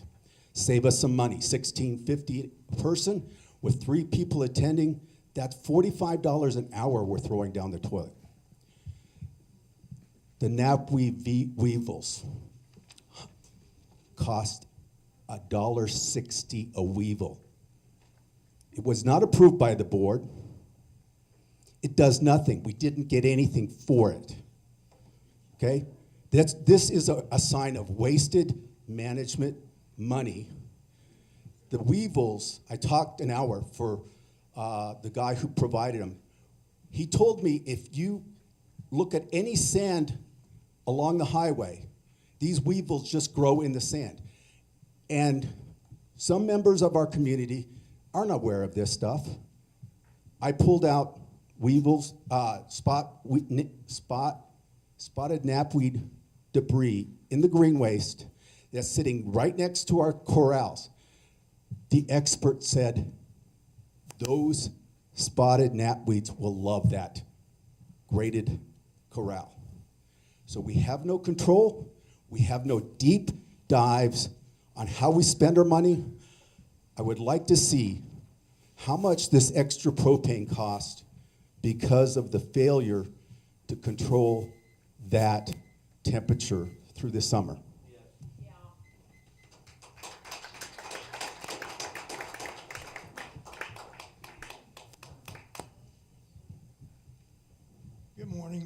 Good morning. Arlen Howes, track 3567, I think lot 361. But what I want to talk about is the proposal to spend $25,000 on package pickup and delivery. And I contend that that's a service. And if you approve it, then that's a service that has to be applied to everyone in the community, every member. And right now, that will not do it, right? So, so I contend that this resolution that is upcoming to be proposed should be tabled at the very least until it can be recognized. So right now, I have a package to pick up at Fraser Park, 20 miles away. And if some people here are getting so this service is to pick up packages and bring to Pine Mountain Club. Why aren't they picking up mine? And why should they? You know, so either if it's a member, if it's a service paid for by the PMC, it should be provided to every member. And if it doesn't, then it should not be approved. Thank you. Yeah, that's all I want to say. And appreciate it very much.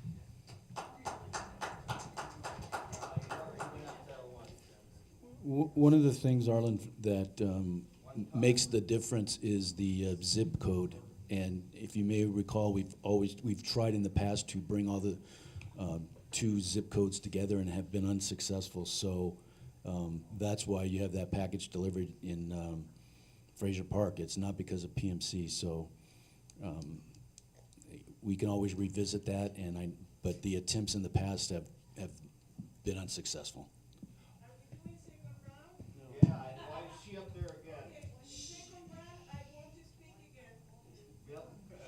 Can I just address the Weevil thing? Okay.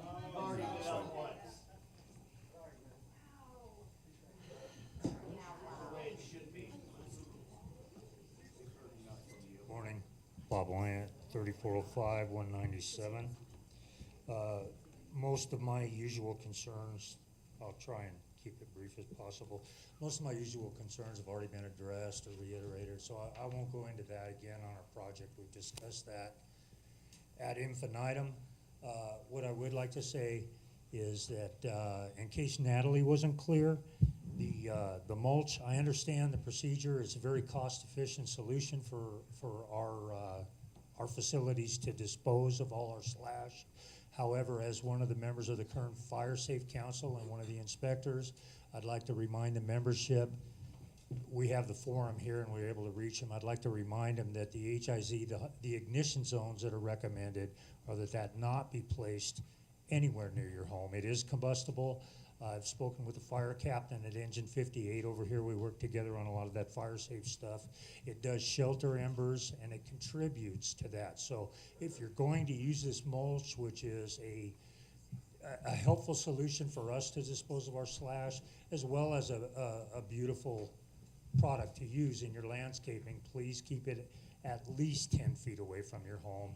In the shorter ignitions areas closer to your home, please use a rock or a more fire-resistant subject and not the mulch that we're spreading. It helps everybody. It helps our community. It's beautiful. It's cost-effective.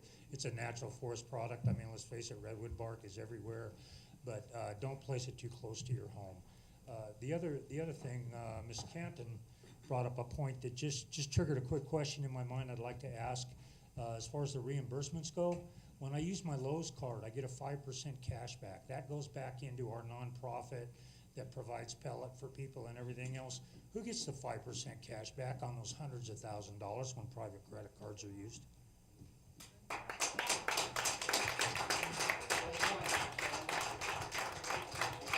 Accountability. I'm sorry, that was rude. I'm sorry, that was Bill. Rude of me, Bill, in case you wanted to respond. I don't have any idea if the people making those are using a Lowe's credit card or their own personal Visa or Any not. personal credit card, it's personal reimbursement. Yeah, as and the manager just that was a stated. good question, and I saw the general manager typing out, and he probably is going to look into that. Thank you. Go,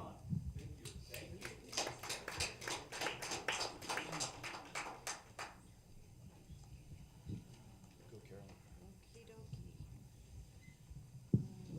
Old business, none. New business.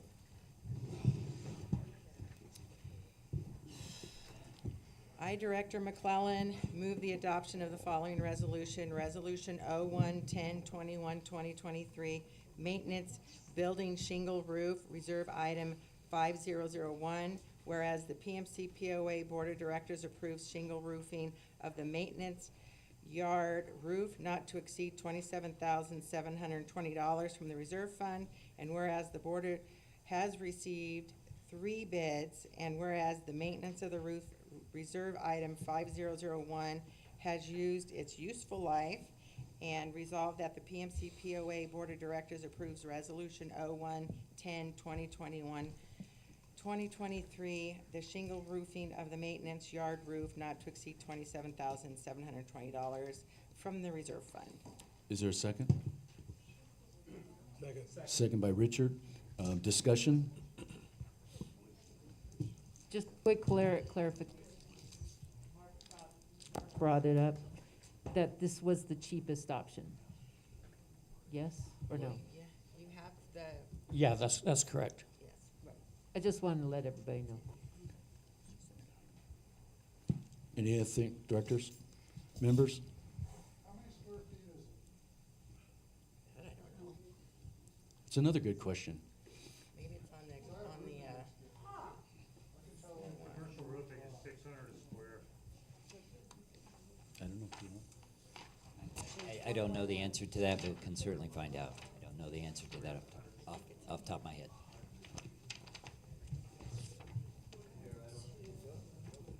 Okay, 25 squares. Maybe you should table this one until you get that information. we have it. Oh, you do? Oh, good, thank you. It's on the quotes. Yeah. 10 square failed area. what is it? Says a 10 square failed area. Say it into the mic. 25 squares it's gonna take to do it, he said. Okay. Anyone else? All in favor? Aye. Anyone opposed? Motion carries. I, Director Ballard, move the adoption of the following resolution. Resolution 02-10-21-2023, Association Rule Article 21 EC Code.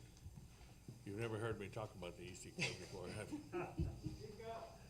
Whereas, the purpose of amending the EC Code is to update the EC Code with current violations, and whereas the effect of amending the EC Code is to include it in the existing association rules, and resolved that the Board of Directors approves the amendment to Resolution 02-1021-2023, Association Rule 21, EC Code, as submitted.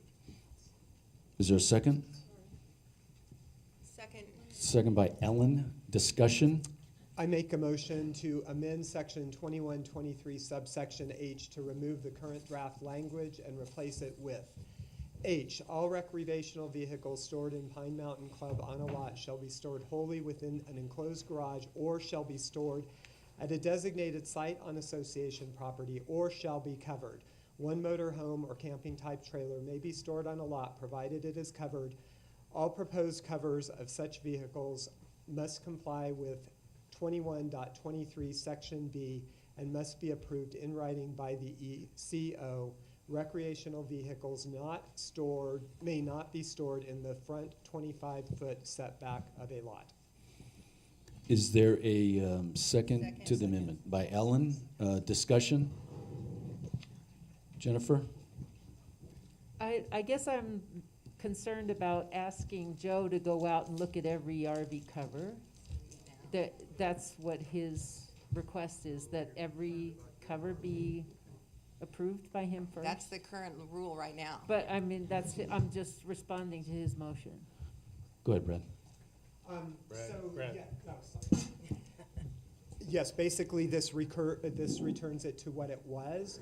Under the proposed changes to the draft legislation, basically I could park my big old pink RV, which I don't have, parallel on the front of my lot, 5 feet from the street, and that would be permitted under these proposed changes. Covers are not ideal for a number of reasons, But there are probably as many people here that would like no RVs as people that would like a lifting of all restrictions. So I think where we were is an acceptable compromise, and I think we should maintain the reasonable policy that we had in effect. And Joe has been enforcing that and did not have a problem continuing to do so. Nice job. I don't have an issue with the cover. My concern is that it has to be pre-approved by him. That's the current, that's how it's always been, And I'm saying, yes. I don't know I don't He think does that that's currently. necessary. I'm We just could saying ask him it's a if lot it's of been a effort burden, for but he him to does go do out that. and approve every single RV cover unless there's an issue. And And he then he doesn't. would have the right to go. He does not have to physically go to a location to approve a cover. I've seen people actually bring covers in here and show it to him. And I've seen people show him advertisements from Amazon that says, this is what I want to get, is this okay? So physically going out to each one, I don't think he does that. But I'm still questioning whether he needs to approve it. Yes. Why does he have to approve every cover?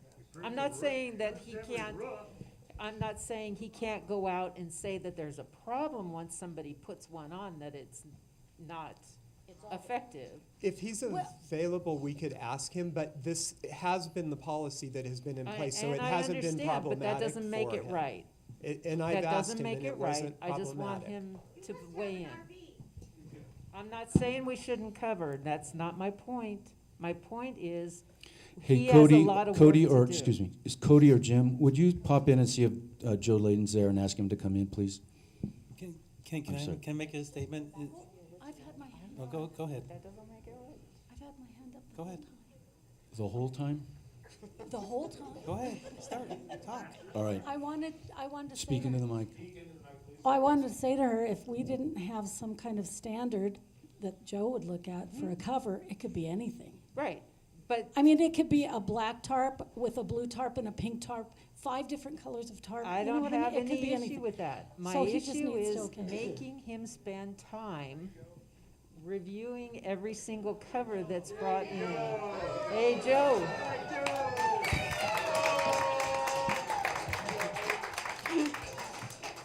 Hey, Joe. Yes. So- And before you ask him the question, Okay. again, covers are, again, specified in 2123 Section Correct. B. There's already, my point is, there's already a description of what the covers should be. So my only suggestion is to remove the one line that says it has to be approved in advance by EC. I just don't see the need for him to sit there and approve Joe, everything. could you address how that plays out and if that is a So burden for you? the concern is that you're having to go out and inspect every cover for every RV before it's approved. Is that create a dilemma for you, or do you also approve it when people bring covers in to show it to you or show you advertisements for the cover? No, it doesn't create additional burden necessarily. I mean, I should see what the cover is to make sure it's something not bright white or some color that's not approved, so.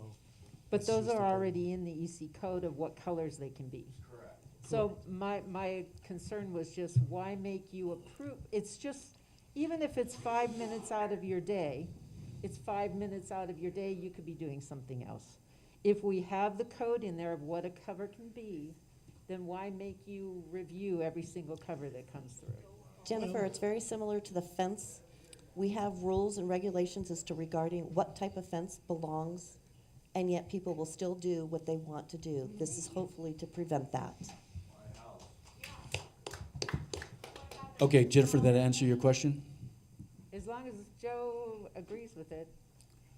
It's something that's just part of the job, I think, and I want to make sure that if they're, well, certainly beforehand, I want to make sure they get the right color before they invest in something like that. So, Okay. but if not then I'm going to catch it when I'm driving around and I'm looking and I see a cover that's just not the right color. I'd rather catch it then. I just want to make sure you're okay with it. Okay. Question? Joe, I would.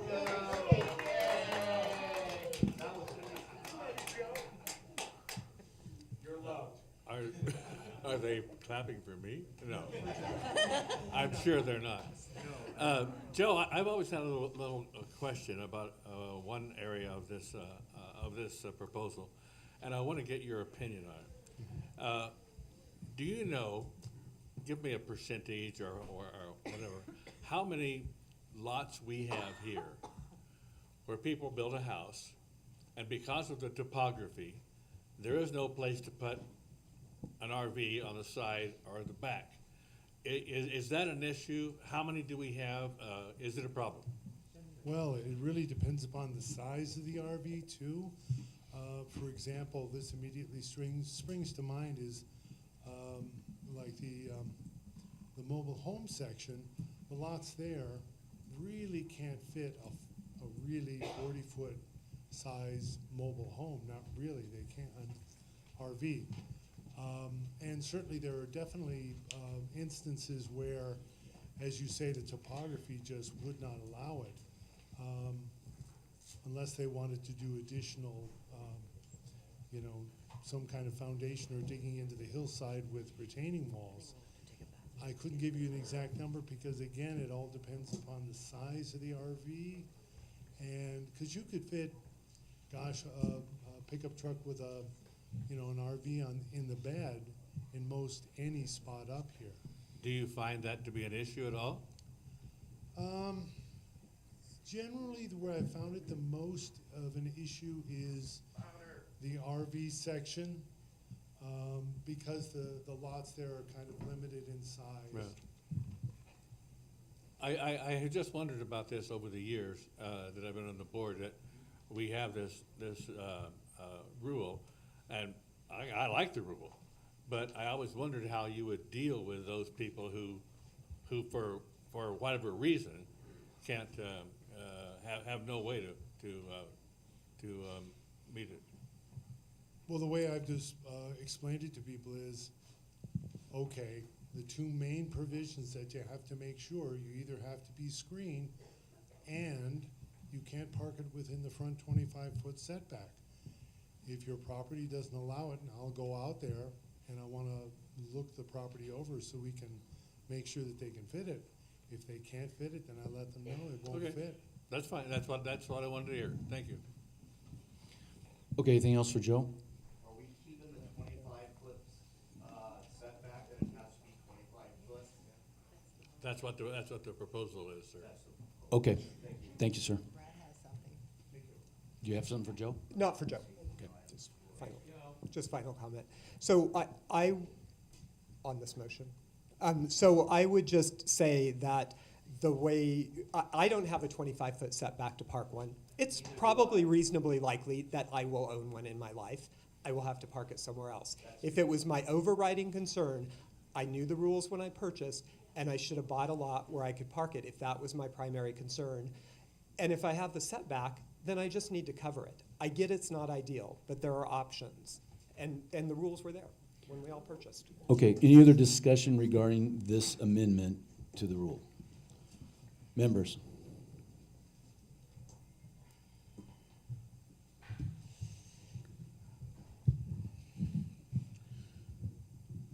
I've been in the film industry for 40 years, 30 of them as a Teamster.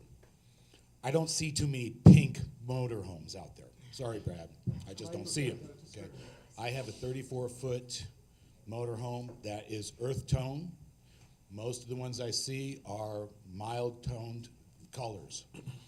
If you are a person who is either handicapped or you're elderly, to climb up 12 feet to put a 34-foot cover over those vehicles, it's very, very difficult. And if there's a fire or something like that, to have that person try and pull it out to get out of here, that also is something that we should be looking into. I don't think that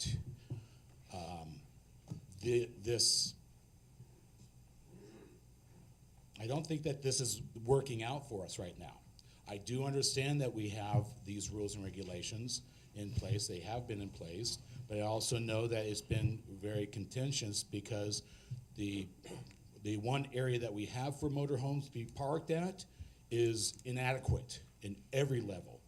I don't understand why, if the board is going to make and force the community to cover these vehicles or to keep them 25-foot setback or any of these other measures that you're proposing, why you don't go up there, fix what we actually have for motorhomes so that we can place our motorhomes up there, so in case there's a fire, we can get out of there with expediency, especially for people who out here.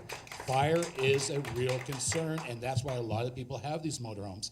And we also have young people coming in right now with families, and they too would like to have their motorhomes on their property so they can go on vacation. But more importantly, I think it has to do with emergencies.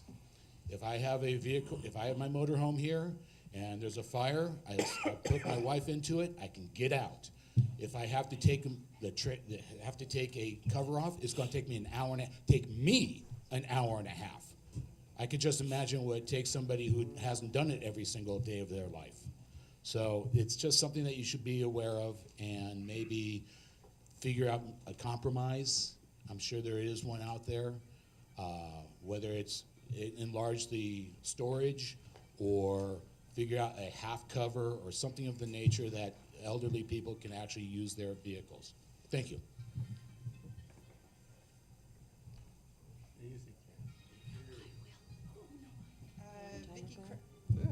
Vicky Kraft, 3566211. There is a barbecue food truck here that's on a trailer, and there is a hot dog food truck that's on a trailer that spells out hot dog on the side, and I know this because they keep getting jackknifed in the middle of Woodland. Both of these trailers would not be covered. So I would like to know which board member is willing to put them on their property so I don't have to look at them when I drive down Woodland. I am against trailers and RVs not being covered. When I moved into this community, I moved into a community that did not allow RVs parked at homes. Part of the reason that I liked that is because I lived in Santa Clarita. I've been in 7 fire evacuations where RVs could not move fast enough with the regular traffic to actually get out. And here it's worse because we have S-curves and all sorts of stuff. There's a huge chance that a fire could come through here, and not only would you lose your house, but you would also lose your RV. We will have people coming in from work trying to get their pets, trying to get their stuff out of their house, and we will have people trying to exit at the same time. I don't anticipate actually being able to get out, especially with RVs that would be blocking some of the S-curves trying to go 25 miles an hour in a 45 to 55 mile per hour area. It is from Yellowstone Drive to the Y, a 55 mile per hour area that an RV cannot necessarily drive during a fire evacuation situation. Again, does any board member want to park the barbecue food truck trailer in their yard? How about the hot dog food truck trailer? Because they are trailers and they would both be approved. Any of you want to put that on your property so I don't have to look at it on Woodland? I didn't think so. It's actually, I think they're in process on that. Okay, any other members? All right. One more member than you. Yes, after he's done. Are we just discussing the amendment for Brad or the whole EC? Just the amendment by Brad. Okay, thank you. Well, I wanted to say because. You can say it into the microphone. I thought of this earlier when we were talking about the really tall fence, and then you brought it up, Sean, and I think it's a good idea when you said a partial cover, because I'm thinking that huge RV will not be shielded by anything that's not 12 or 14 feet high, like a fence. But it's so close to their house that no one could see that side of it. If you could get a cover that would cover the sides people could see, and you could like pin it up or attach it, you could take those attachments off and pull that cover off so fast because it wouldn't be on all 4 sides. And so when you said partial, I was thinking, if someone can't see one side, then we should allow people to put covers on that cover places for people to see, and they would be easier to remove. So long as the wind doesn't blow it down. Well, that's why you would have to like attach it with something. Okay. Any other board discussion? Okay, all in favor of the amendment, and it's again, amendment just to replace the RV one? Against? So Mark and Jennifer vote against, the rest vote in favor of the amendment, and so it's now inserted into the EC code. Now, we'll go into any more discussion on the EC code now. Paul? I raised this issue the last board meeting as well as at the EC meeting. The issue is lighting, outdoor lighting. And this revision stipulates in terms of wattages of lights and things like that. We know that incandescent lights perform at a different brilliance for a 100-watt light than does a 16-watt LED. And so I propose that the EC code is really not up to date accurately to reflect the technology that we currently use for lighting the outdoors. There's a good dark sky ordinance for Kern County that should be adopted. Anything more stringent than that is inappropriate. The Kern County Code should preside over this community because of the intent of our community is to have dark skies, and the Kern County Dark Sky Ordinance is consistent with that. Some people would like to see no lights, looking like North Korea from the sky. That's not possible. Mount Wilson, 100 years ago, this year, was a lot darker, and it could see the night sky. You cannot even see the Milky Way from Mount Pinos anymore. My point is, Malibu, Flagstaff have dark sky ordinance, but you can look at their night sky and they've got real light pollution. You're not going to improve on the light pollution by any ordinance that we inflict. So the primary issue for this dark sky ordinance is a nuisance light glaring into your neighbor's yard. That's the number one thing that we need to be addressing as a community, and that's already taken care of. My point is, if you want to include LED lights, outdoor lights, that's already included in the the dark sky ordinance for Kern County.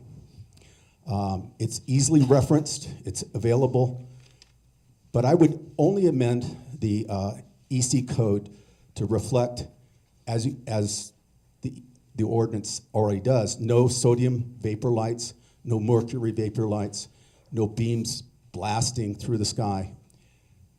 But also, some people contend that motion detector lights disturb the animals. And I will just say, I've had motion detector lights, bears coming through my property. The only animals it's going to help is you're going to see the animal in your backyard before you go out there. And that's really important.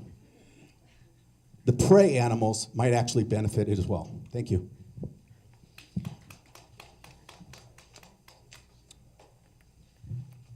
Good morning, or good afternoon almost now. Brent Bennett, 3402158.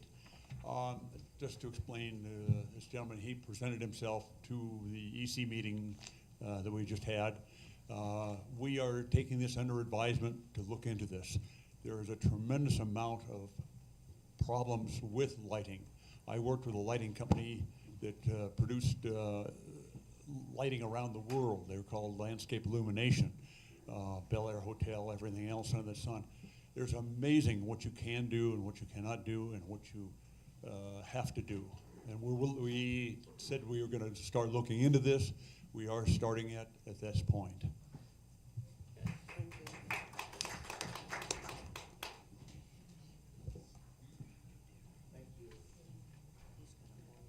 Good afternoon. Russ Rogers. Can you hear me okay? 3402-392.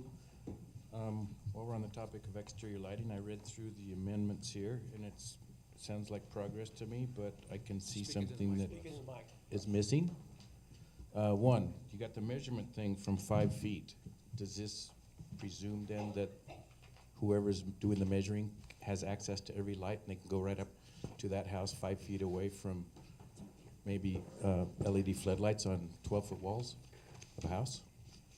So how would you enforce that? That's that question. I'd like to see some color rating in there with the bulbs, because by nature, LED lights are far more destructive to human night vision, and that's the new trend, is LEDs everywhere outside. So I'd like to see them either be shrouded, I'm talking about LED floodlights, or some kind of amber coating, something like a filter, something, so it's not pure white light, be added. Does that make sense? Yes. Okay. Also on the globes of the bulbs? And again, and you could continue after I finish here, but I was just gonna say, I think I've seen a proposal that you've submitted.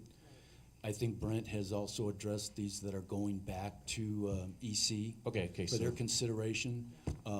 So I don't think we're gonna resolve it today, but that's one of the things that's good about the rules, is that, again, they can be amended in a timely manner. So I think that the EC committee is now looking at it based on your proposal, and I thought I saw another one, but I can't recall. Okay. I might be misunderstanding, but I thought this was the final version, and you're gonna vote on this Well, yes or no today. if it gets voted in today, it will be the final version. But you can still go to EC, and they could come back next month and the month after with a change on it based on some of the information that Okay, you that's where I submitted. got it wrong. I thought you only revised these every few years. No. Okay, they're working on it. Thank Yeah. you. Okay, any other members? Any other discussion by the board? I have a technical question here regarding RV storage. So if we approve this now, the amendment that Brad made has to be posted for 30 days prior to its implementation. So we can't approve the EC code, and everything except for that amendment will become a rule. What do we do then with RV storage in the interim? Because we have a new rule that we're waiting on, but yet we still probably should comply with the old rule, correct? So, and is that a given, that because that rule is in effect, that if we approve the EC code right now, it'll be approved with the old, not the proposal that was in it, but the old RV storage rule? Does that make sense? It does, but I think you should probably Make a motion. motion to amend, well, you've approved the amendment. So now you need to post that and with the new code, post what the amendment is, so that people know what's coming. Yes. Yes. But I guess my question is, how do we retain the previous rule to be enforced? Does that have to be a?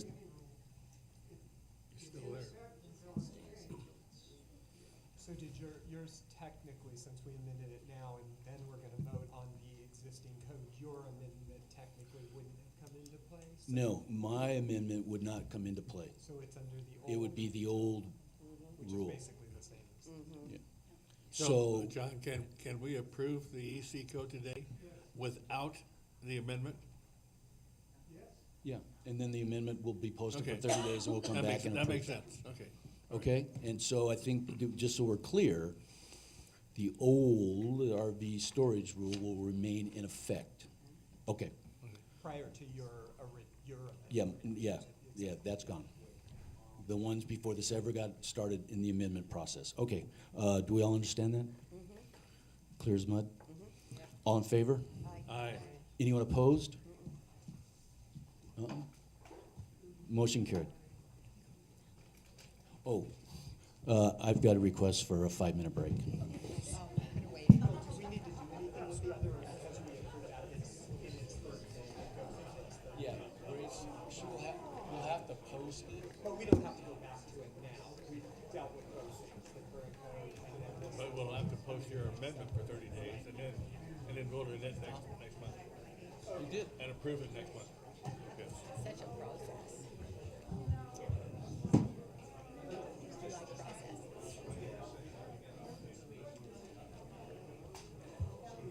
Well, I guess.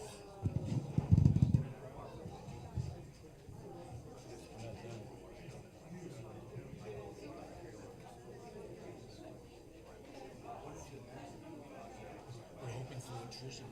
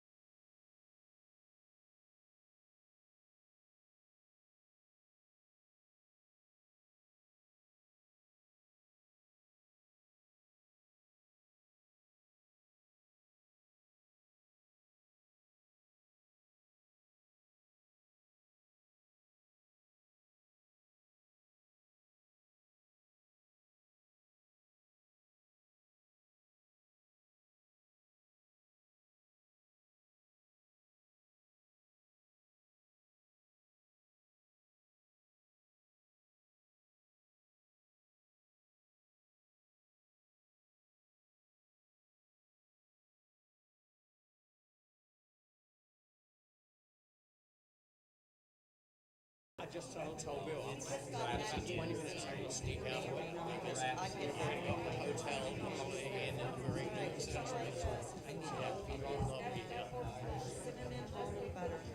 Thank you. Okay, thank you so much. Good to see you.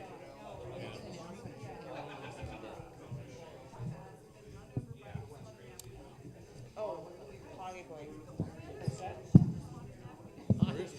Cam?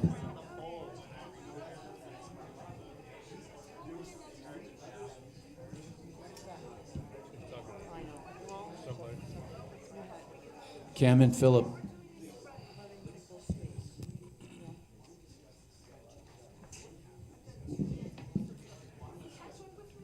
You're on.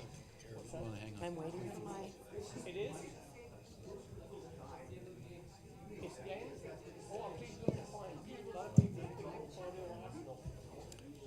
Okay, we're gonna get back to the meeting. George, you ready? You good? I, Director Gilbert, move the adoption of the following resolution. Resolution 03-1021-2023. Excuse me, the meeting's being resumed. Elisa. Elisa. Paul. Hey. Hey, people. Elisa. All right, let's start from the beginning. I, Director Gilbert, move the adoption of the following resolution. Resolution 03-1021-2023, rules, violation/fine penalty. Whereas the association rules were updated to include the EC code, and whereas the rules, violation, fine penalty, violation numbers, and new violations needed to be updated to reflect the changes in the association rules, and resolved that the PMC POA Board of Directors review and approve Resolution 03-1021-2023, the rules, violation, and fine penalty as submitted. Is there a second? Second. By Ellen. Discussion? Members? All in favor? Aye. Anyone opposed? Motion carries. I, Director McClellan, move to the adoption of the following resolution.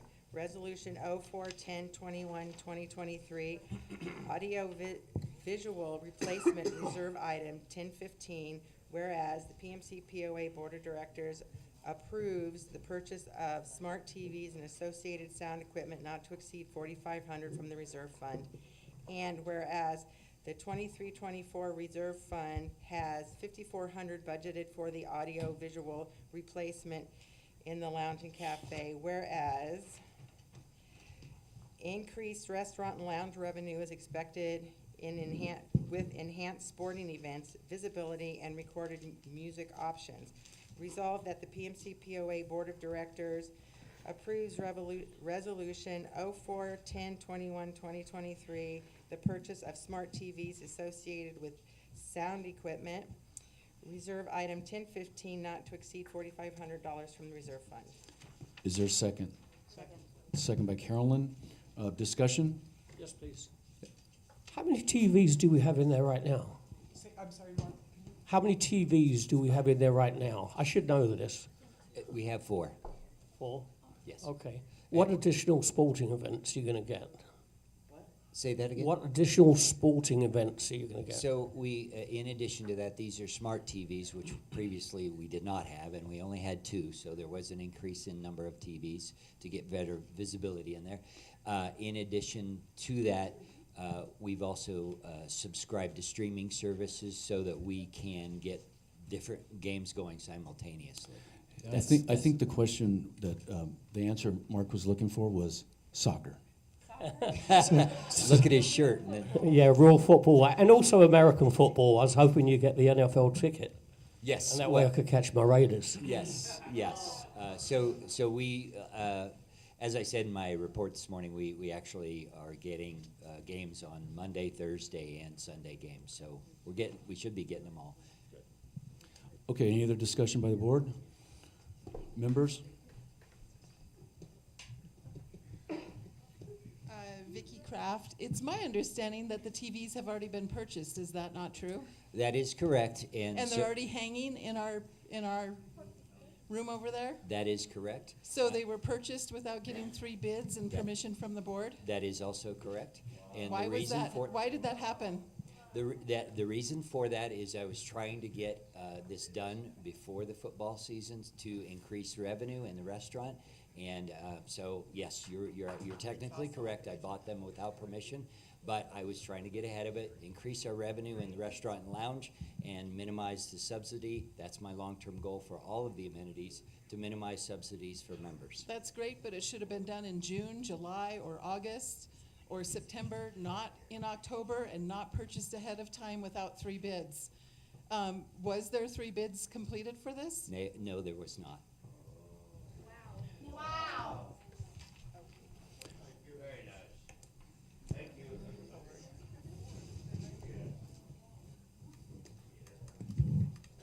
Process is important.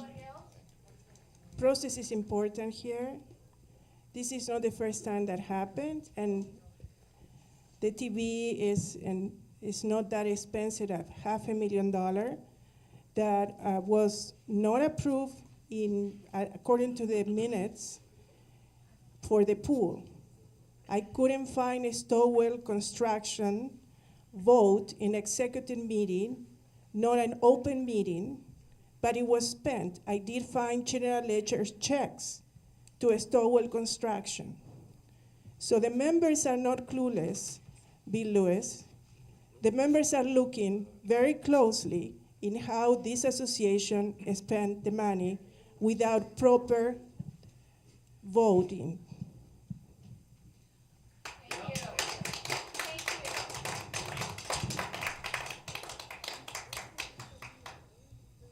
Okay, any other members? Back to the board? No. Into the mic? Into the mic? Now, Todd, as GM, is authorized to make purchases up to a certain amount of money without board approval. Is that right? $5,000. 10,000. 10,000. So so you could have done that, you did it. You are authorized to do that. I But- am, except for reserves, which this came out of, so. Except now we want this to be done by reserves, and that's what we're voting for. Yes. Okay. Yes. Removing the money from reserve to operate. Okay. What? Can't hear any. Why are we voting when it's already been purchased? As just was explained here, the general manager has authorization to spend up to $10,000 without board. And not after the fact. You can leave if you can't follow the form. So he can spend that money. This is asking for it again to be taken out of the reserve fund. No. Point of order. Phil, you have no right to speak to another homeowner that way. Point of order. It's not a You're point out of order. Sean, it's not. Okay, so just again, so now the procedure to obtain that money and reimburse it, so to speak, has to come from the reserve fund. All in favor? Aye. Anyone opposed? Opposed. Okay, Mark opposed. Thanks, Mark.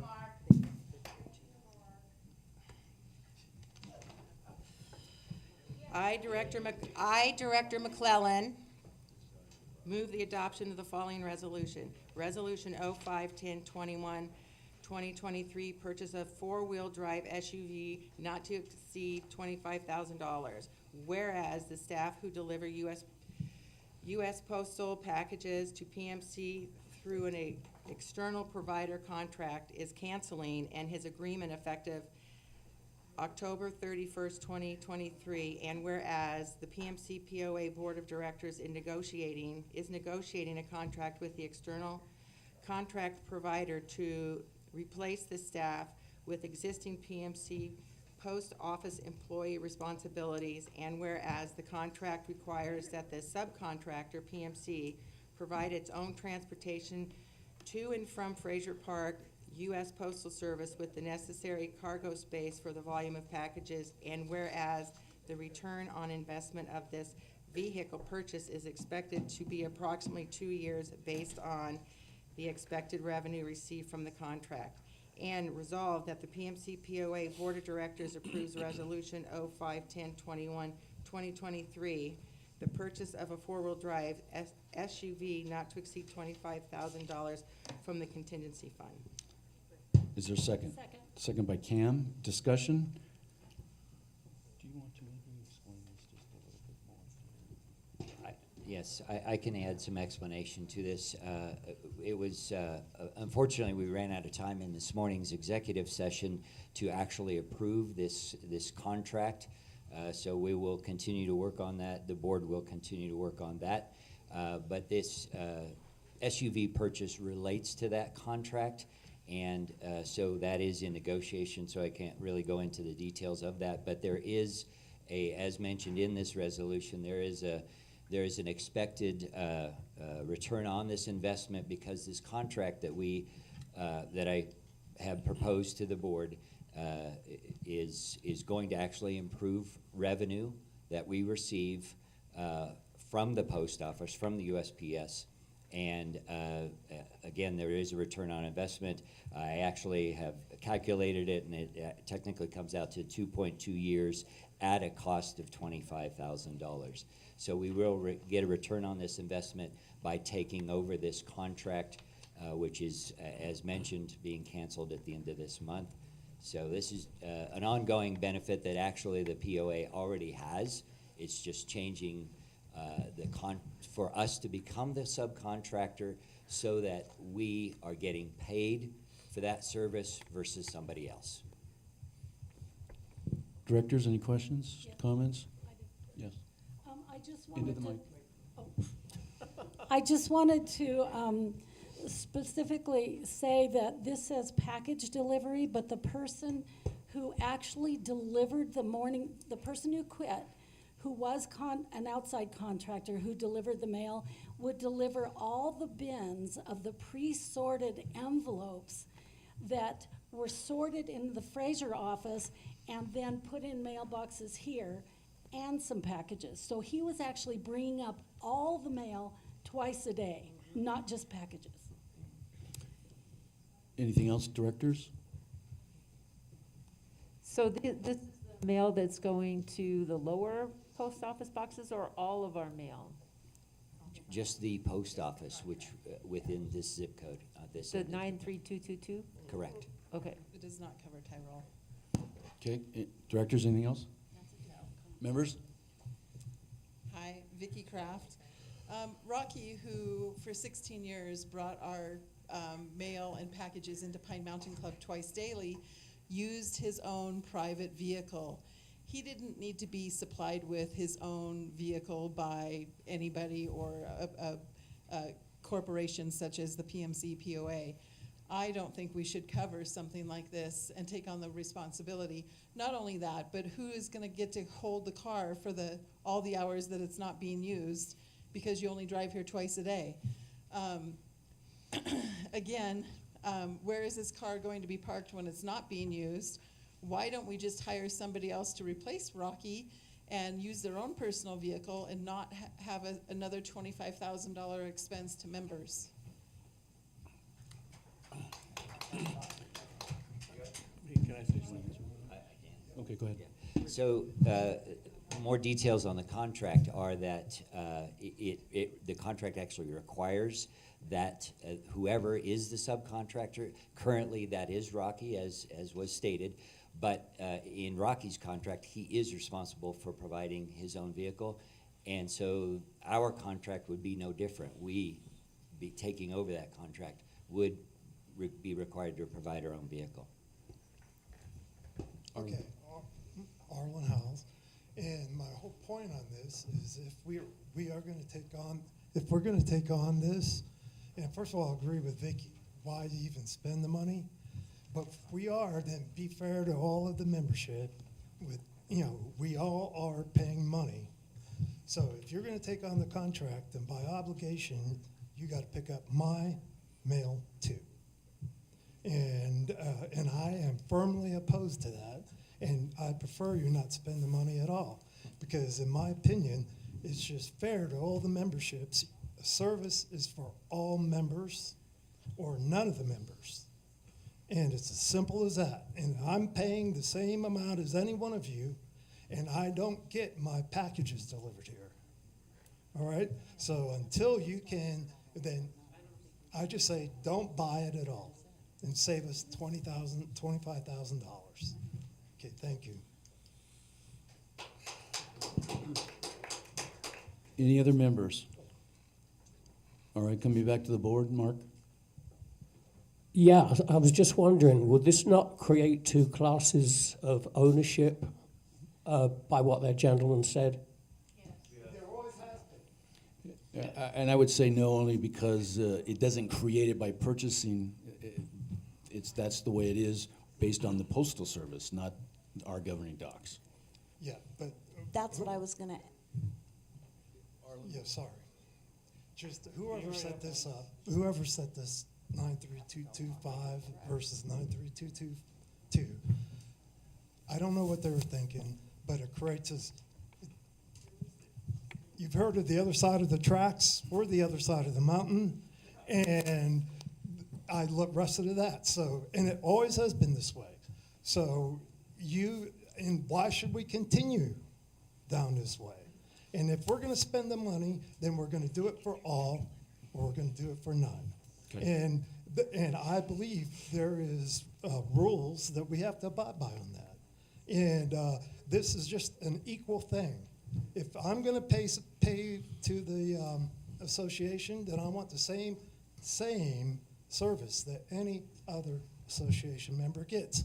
And 9322 versus 93225 is no excuse. Because it's 20 miles difference. I don't understand why they decided to do two different zip codes. Me neither. Okay, And I know, but again, that's a I know, but again, that was something that we didn't create. Me neither. I know. That's why I'm just saying. All right, Then with that going on, we have to keep everything. I understand. So I just want to make sure I'm understanding this. So the mail that Rocky was picking up for us in the past, and we paid him to pick it up. No. So The Rocky post office? is a subcontractor Through the to USPS. another contractor who has a contract through the USPS. So he's a subcontractor of a contractor who has the actual contract with the USPS. We are negotiating with that existing contractor. So all we would be doing if we accept We're this. taking his contract. We're replacing Rocky, and so we still will not have, other than the post office itself, we will still not have our own direct contract with the USPS. This will be the one exception to that. Also, the contractor that we're negotiating with, her contract with the USPS expires in 2026, and she has mentioned to us the possibility of us taking over the complete contract. So 100% of our postal services for 93222 would be directly with USPS. Up until 2026, this would be sort of an interim solution that we're simply becoming a subcontractor, but have the potential to become the contractor. And who's going to deliver the mail?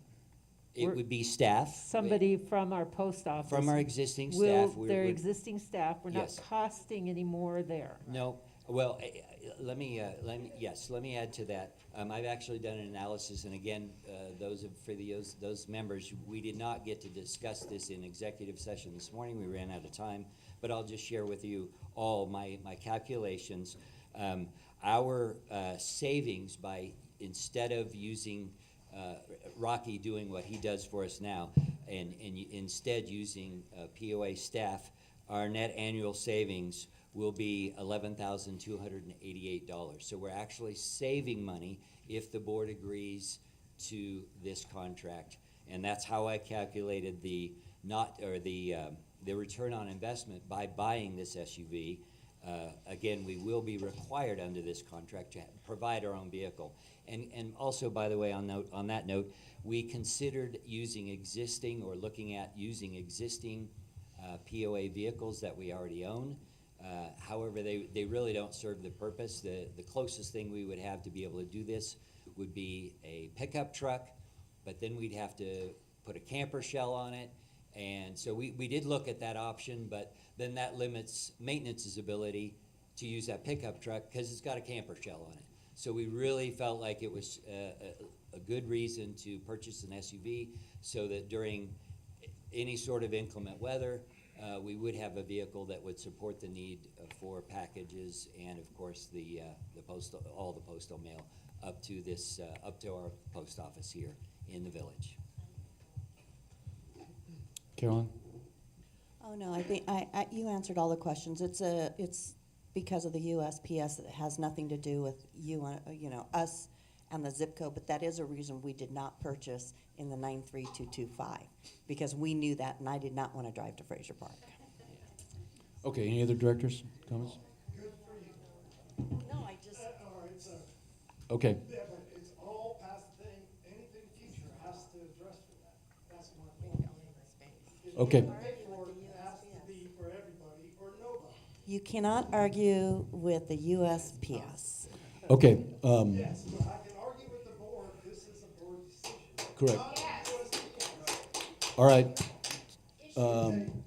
This is calling for the question. All in favor? Aye. Anyone opposed? I am. I've got to go with this gentleman. Okay, and Mark opposes. Motion carries.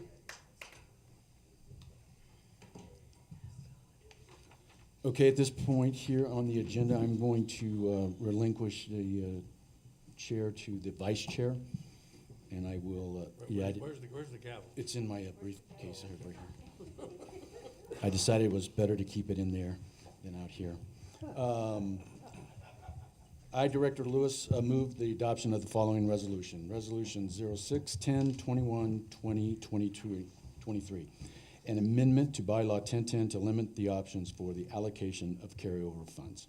Whereas on September 18, 2023, a petition submitted by approximately 200 members in good standing proposed an amendment to bylaw 1010 to be considered for a vote by members that would eliminate one of the options listed, actually what it should say, for the allocation of carryover funds, and by approving this amendment, the board potentially averts the cost of a special vote and allows the opportunity for members to later vote for ratification of this amendment during the annual meeting of the members on June 15, 2024.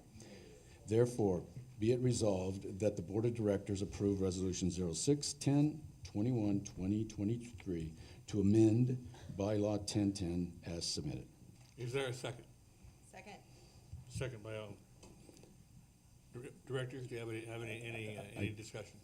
I did have, I wanted to make an amendment to that resolution, and I passed it out to all the board members. And that would be, again, to comply with the language in the petition. And it was not intentionally left off my original motion. And that addition to the listed agenda item is this, item C.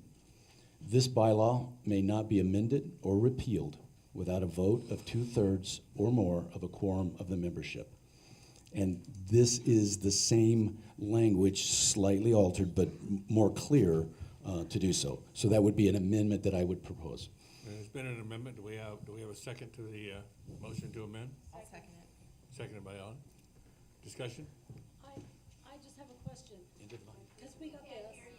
Oh, I do it every time. At least you're consistent. Yeah. Okay, what you gave us that you just read, this amendment,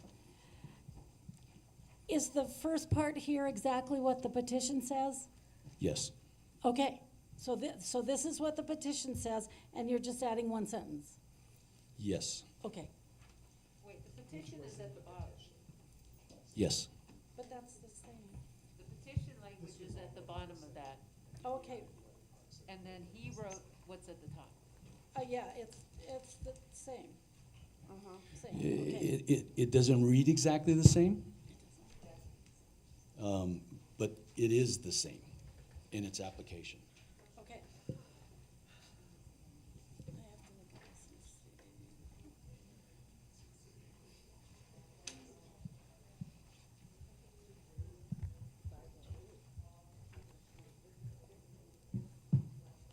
Yes, sir. Yeah, I'm sorry. Yeah, are missing this page. I've been looking all over, and I haven't been able to find. And a lot of people are saying they're missing this page that you're talking about right now. You don't have page 4? No, sir. No, that's the amendment. Oh, you have. Clarify that you just made this amendment out. Well, if they don't have the. All right. Well, somebody just gave it to me. Thank you. Like you guys wrote, pretty much.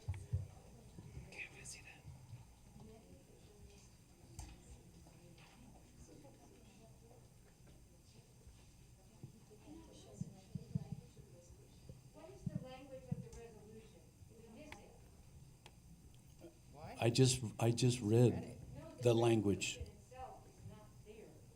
What is being voted? I don't see it. I have page 4. I do not see. But it doesn't say this. Correct, it's in the resolution. What's the language of it? The language of the bylaw, the amended bylaw is not there. And that is also the case for the one on term limits. It's not there. Well, I'm looking at 4.6 in the packet here. I'm looking at, and I looked out in the bulletin board and I don't see the language posted there. Maybe it's online somewhere, but it's not posted so people that don't have computers can see it. And I didn't, in the mailing, it's just not there. And that's very unusual for resolutions not to be actually on the agenda, the language of it. So, okay.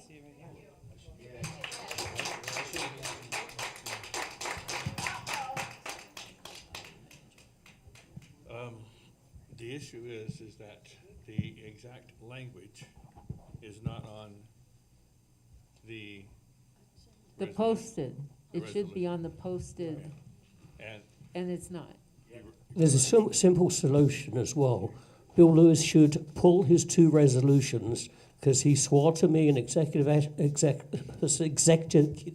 session, blah, blah, blah, today, and also up there that he's going to go ahead with the December 9th. So these 2 resolutions are completely unnecessary. That's not what he said at all. That's not what he said at all. That's not what he said at all. Yes, he did. You wasn't even in the room, Philip. You had left. You had left. That was executive session. Please. And I spoke to him right where he sits right there. And I said, I just want to make sure that you're going to go ahead with the December the 9th petition. And then I even mentioned about who's going to be the inspector of the elections because Carlsbad had not been notified. And I still don't know who Todd, the inspector of the elections, is going to be because my wife on Thursday spoke to Shanae and another lady at the Carlsbad inspection of elections, and it was not even on the calendar. So if you pull the 2 resolutions and we have the petition vote on December 9th, that cures everything. The one thing I think we should understand here, and I don't think we all do, is whether or not we vote on these 2 today does not stop the petition and the vote on December 9th. It does not stop it at all. That has nothing to do with it. These votes can be done by the board. There will still be a vote by the members on December 9th. Does that make any sense? Why? Why does that not make sense? Because right here it says board reverts the cost of special vote. Bart. Allows opportunity for the members to later vote. It may avert. In this document, you're saying that you're trying to avert our vote on December 9th. If, I understand.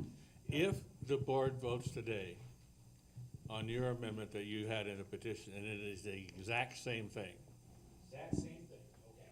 does that change it? If it's the exact same thing as what our petition has, there would be no change. Read the amendment and tell me whether or not that is exact what you want. It's not here, I can't read it. I thought you had it. I just got it. I apologize. Okay. And I get it. Okay. And I understand. What Chairman Lewis just, here, let me stand up, I'm sorry.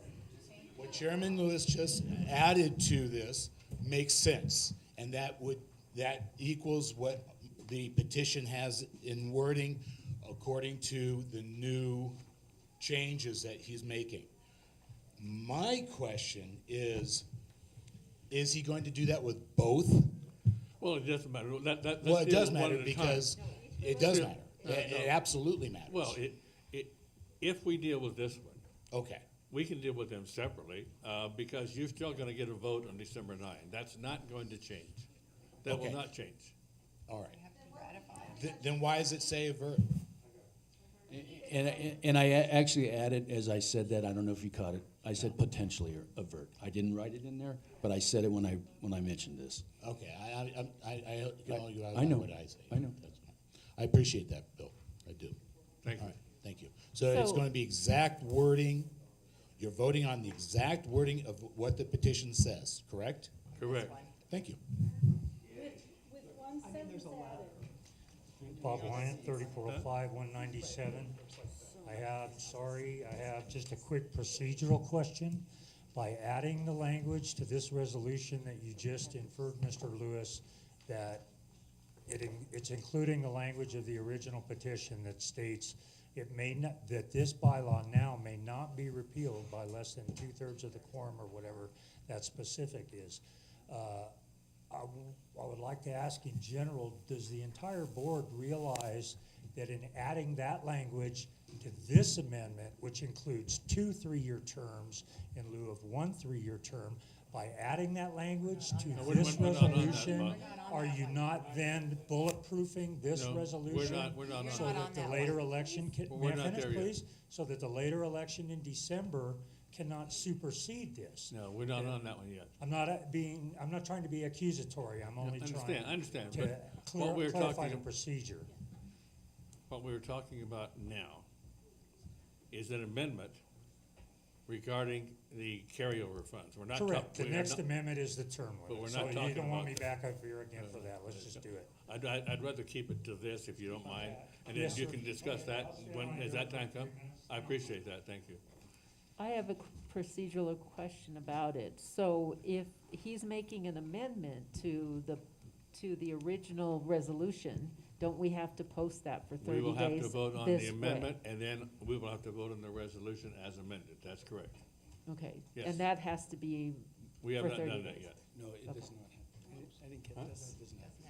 Yeah, my I question is, understand, we posted it. I said, my question is to understand if we are changing his amendment that he originally had here, that don't we have to post it for 30 days before we no, vote on it? we don't know. We can vote on it Yeah, as we amended. as a board can vote on it. That's Vote correct. at it as amended, okay.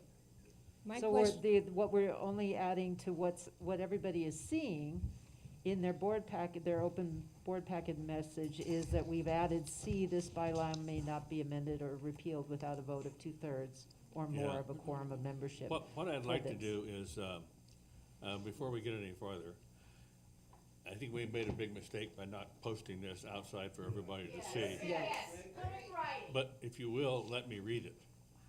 And John, you can tell me, It's what Sean wanted.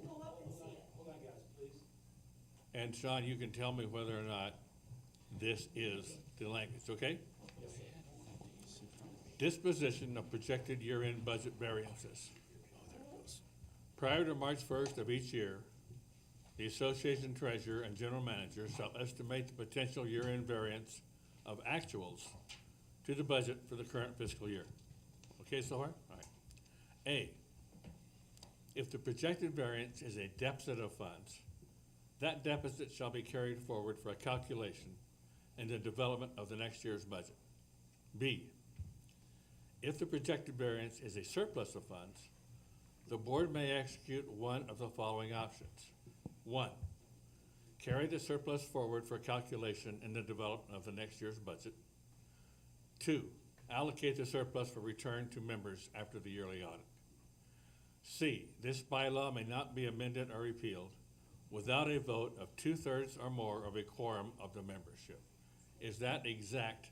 That is exact. So what we are voting on today is the exact wording in the petition you brought? Yes. Thank you. And maybe just clarification. It's not the exact wording. If you're looking at what I'm seeing, look at the bottom. It's not the exact wording, but it is the same intent and honors the same thing that you asked. It just cleans up the language. Okay. I just want to be clear, it's not. Thank you. Catherine? I just have a question. Is it legal to vote on it if it hasn't been posted 10 days in advance? I know that you can amend things that, but if you didn't post the language of the actual resolution, is it legal to now just create it in the meeting? Because that's what's happening. You're creating the whole language in the meeting because it wasn't posted. So I don't know. I don't know the answer to my question. I'm just asking. I understand what you're saying. I think the intent here was to create a motion that would be the exact same thing that Sean's petition brought to the board. And that was the intent. Whether or not we satisfied that intent, I'm not sure I can answer that. Do you have an idea, Todd, where we are with that? Well, Grace is telling me that it was posted on the website. Is that correct? Yeah, it was, so. What was posted on the website? The exact wording was posted? Okay, so it was posted on the website. The yellow spot, the yellow part.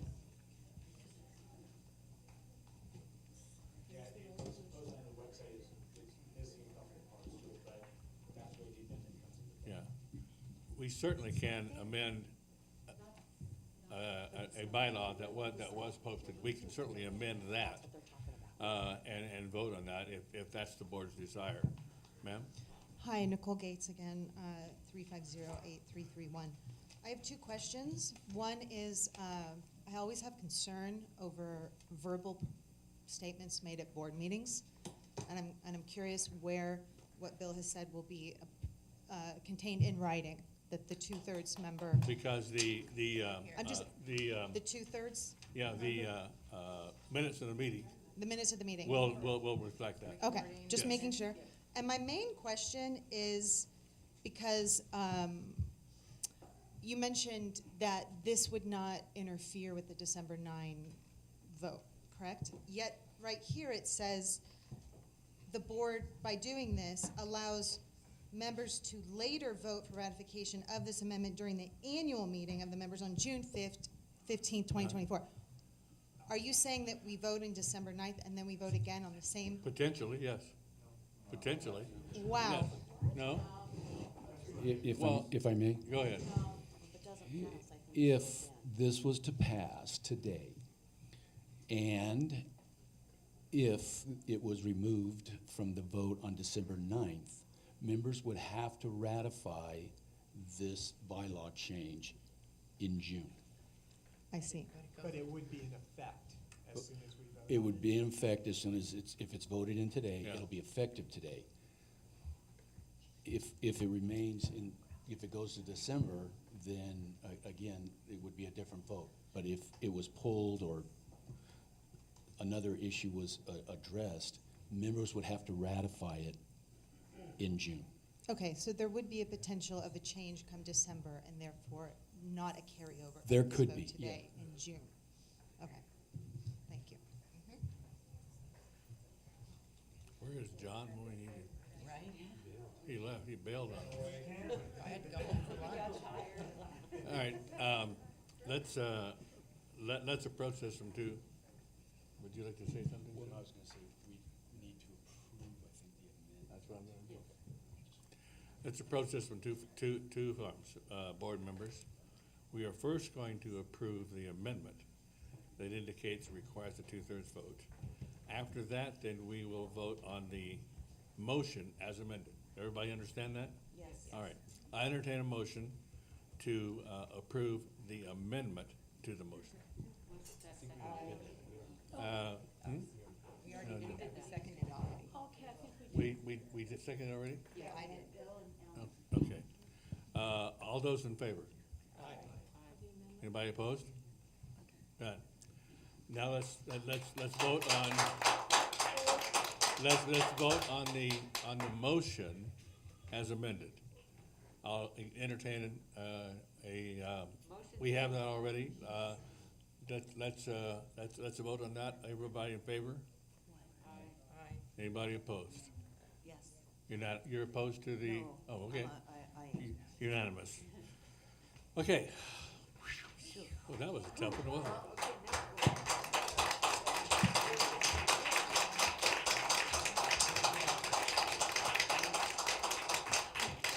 And now.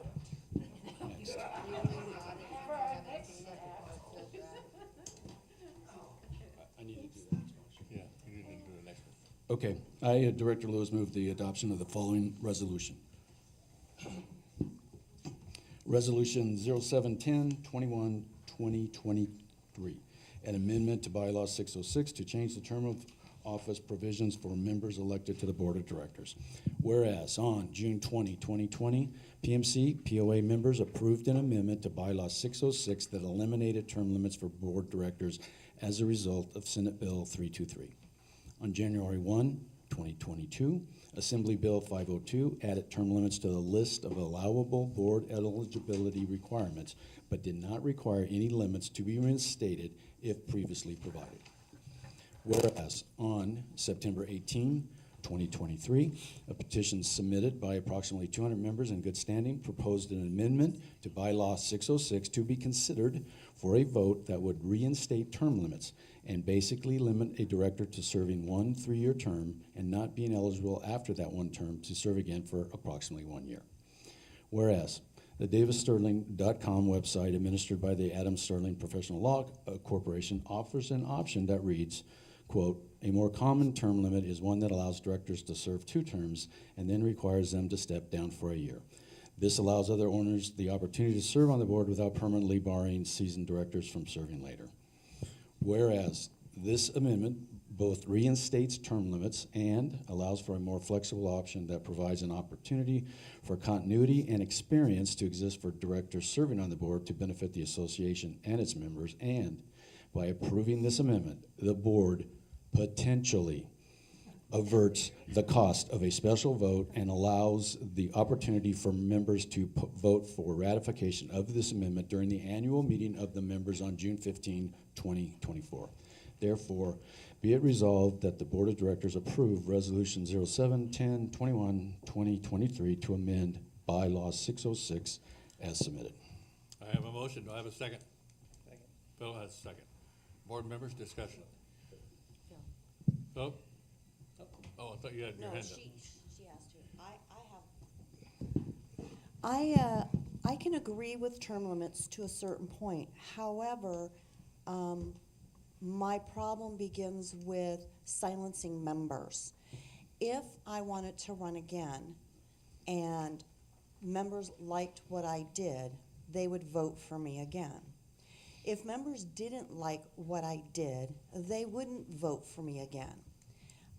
In the last 2 elections, we have seen in last year's incumbents, all of them, none of them made it, and we have 3 new people. The one prior to that, 2 incumbents made it and 1 new member. So I do believe that there is a silencing of members when you force them to not be able to have term limits or not be able to run again. And that is a concern to me,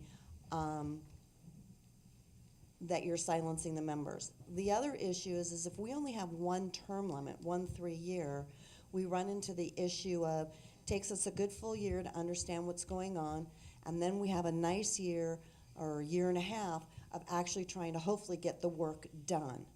So there's an issue, in my opinion, with serving 1 term, at least a 2-term. You're kind of in the flow now and hopefully getting the good things that the members want done. So I kind of flop on both sides. Other board, Brad?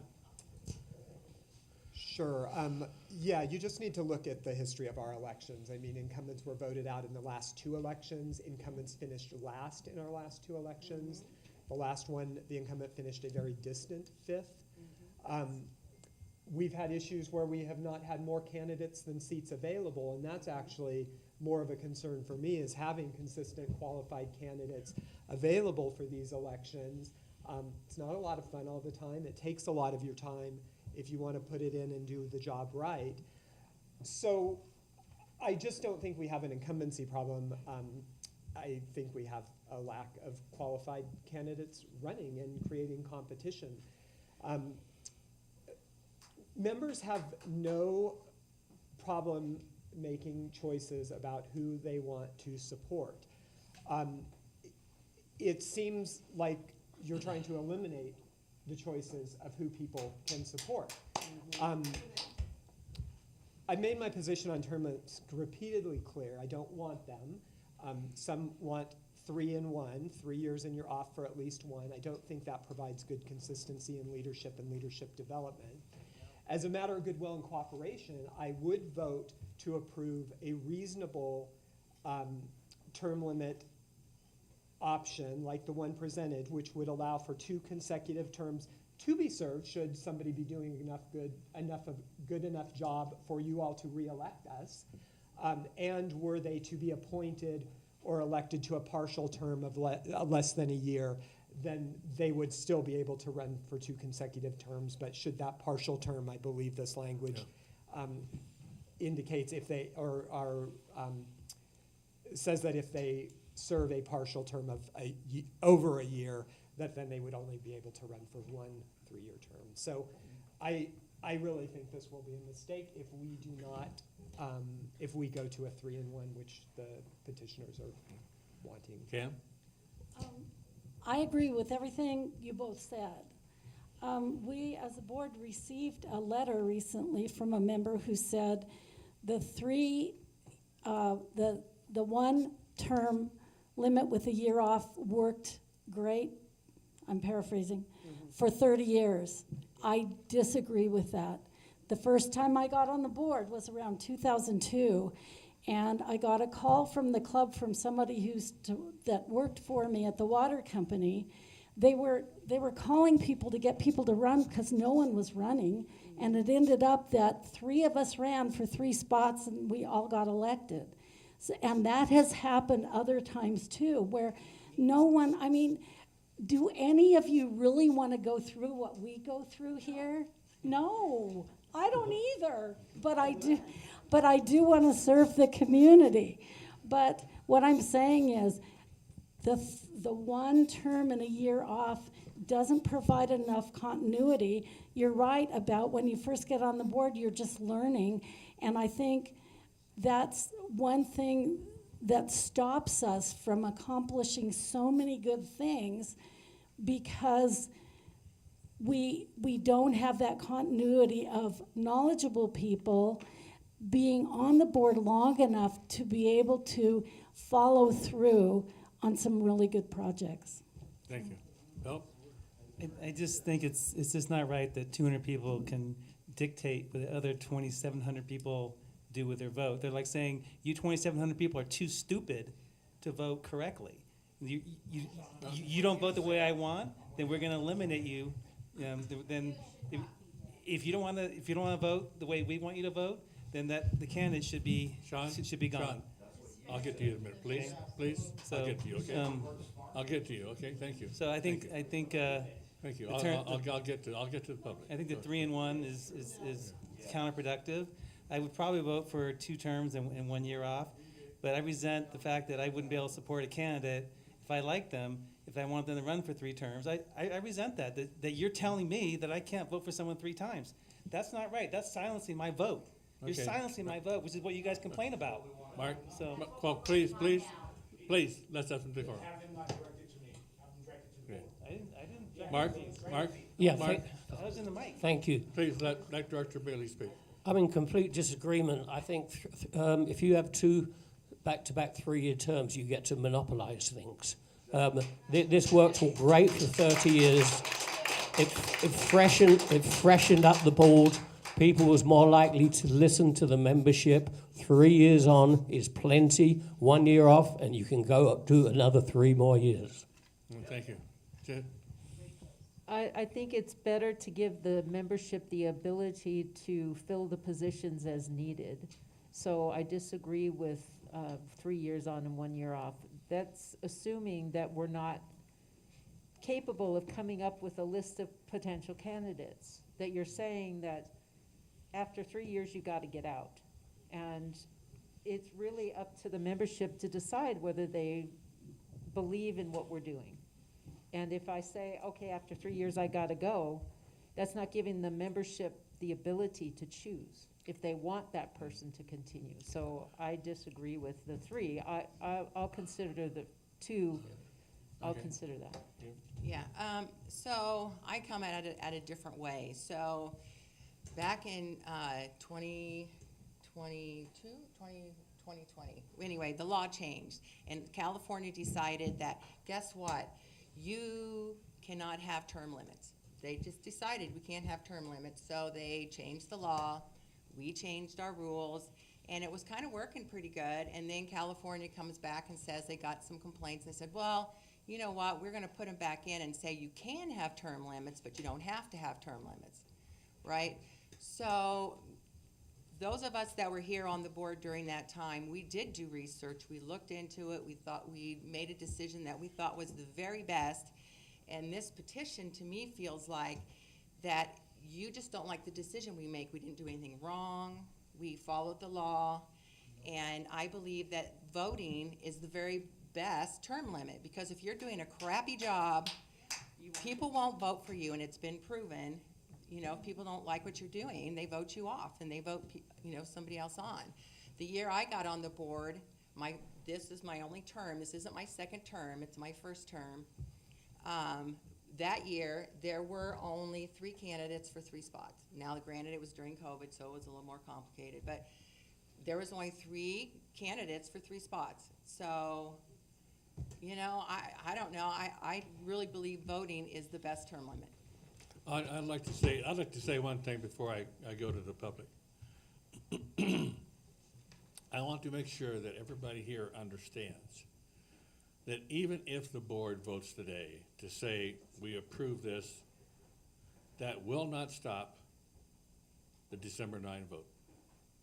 I want to make sure everybody understands that. So if you disagree with us, that's okay, because you'll have a chance to vote differently.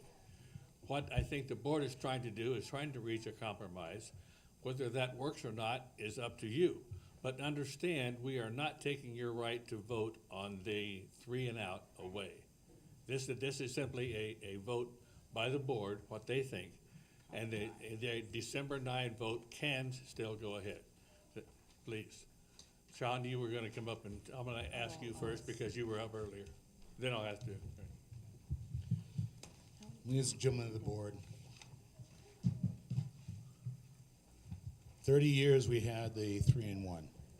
We all know it worked.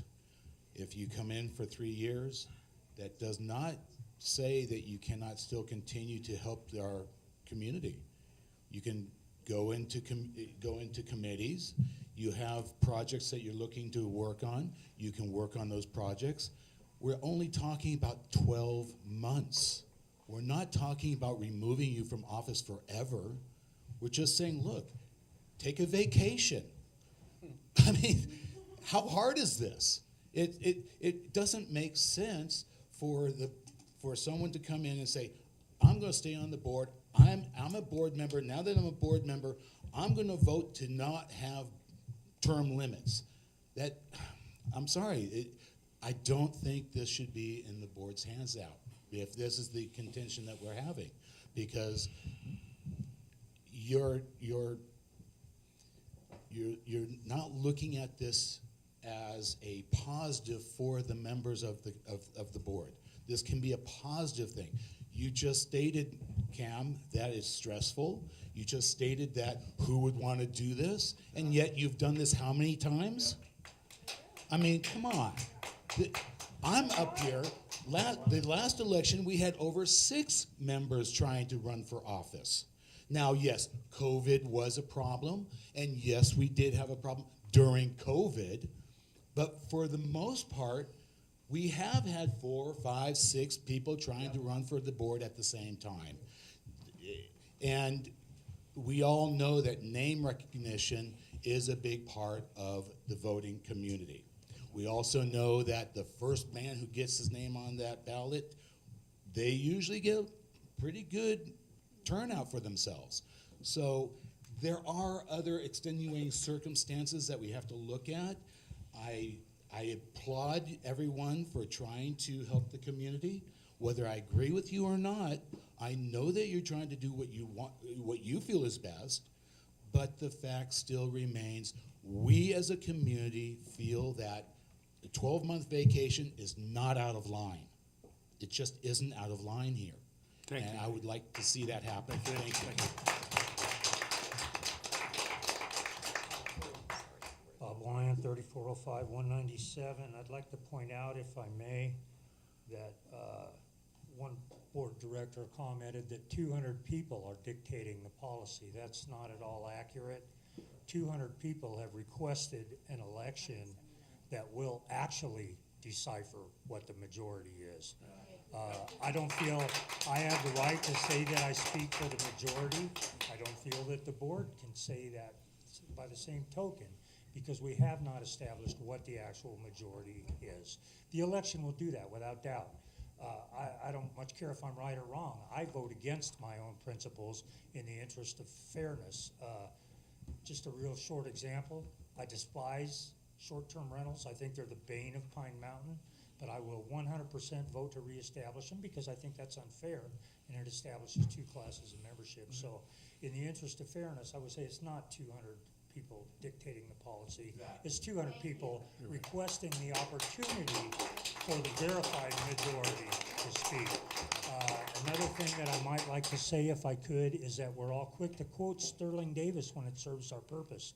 I hear it quoted in every condor, in every email blast. Mr. Davis, Director McClellan, Mr. Davis of Sterling Davis, quoted the California legislation as a dumpster fire measure. He's reversed his opinion. The next thing is, when we address the probability of the unlikely occurrences like happened in COVID, Sterling Davis itself recommends that in the instance available candidates were not there, for Director Hudson's concern, in the instance that available candidates were not there, then those term limits are suspended for the incumbent candidates. And that language could also be incorporated in about a few minutes here while you're passing this resolution.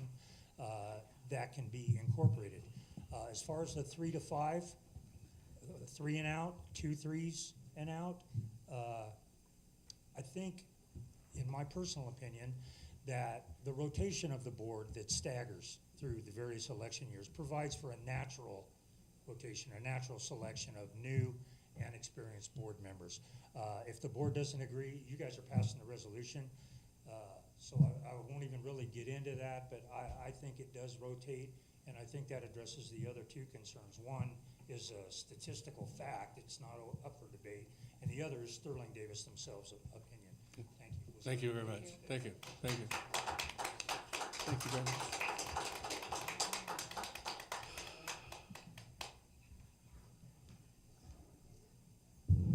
Catherine King, 3507260. Can you hear me? Yeah. Let me say first, I'm very glad that you're finally taking up this issue after not allowing it to be taken up before. One thing I have to say, when I read this resolution, and I remembered that Director Bailey's resolution was rejected because of one typo and because it didn't have a purpose clause, I see now a resolution that doesn't even include the amendment. And again, we in the audience, we don't know what you're proposing to vote on. We haven't seen the language. We know what it says it's going to say, but it's not been posted. And nobody has even read it today yet, what that language is. So I just feel there's a double standard when Director Bailey's resolution is not allowed to go forward, because of a typo and a purpose thing, all right? And I know that you're gonna say it had to go to governing docs. It didn't, because it was the identical language that had been in the bylaws before, so there could have been no conflict. Anyway, and you all know how I feel about this issue because I wrote a column on it in the Condor. And I have to say, as a former board member, it did not take me a full year to get up to speed. I can read, we're handed materials, we talk to the lawyers, we have an orientation. It doesn't take that, maybe 3 months. That's it. So I just don't see the fact that taking a year off, I think Bob said it very well, and Sean also, it makes perfect sense. But I'm really glad that you're addressing the issue, whether it's 2 terms or 1 term. I prefer the 1 term and then 1 year off, but I'm very glad you're doing it. And I really hope that in the future, there will not be a double standard for the resolutions that directors submit, and that in the future, the actual resolution will always be printed in the agenda. Thank you, Randy.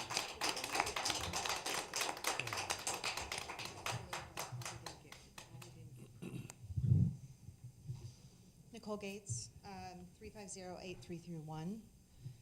To Carolyn's point, and I appreciate it very much, that she does not want to silence the membership vote, or the members' voices. What if the members want term limits? That's the problem. And I find that it's shocking that as rational people serving on a board, and I appreciate you all and the time you dedicate and everything you do, I find it bizarre that you cannot see the inherent conflict of interest that you're presented with. You should not be deciding this for yourselves. There is a built-in conflict of interest. Why would this be left to you to decide? All this has to be ratified by the members. So Okay. it's not left up to So, us. okay, so it's just If an the- exercise. The issue here is that when the board submits a bylaw during the year, they always have to be ratified by the membership in the upcoming election. I'm aware of that. I'm just a little bit confused at why you would prefer that method as opposed to just letting the members Well, vote on it. As I stated before, remember, this does nothing about reducing the right of the members to vote on December 9th. And I appreciate you making that So clear. I truly make sure do. that, I want to make sure that everybody understands that. Okay, thank you.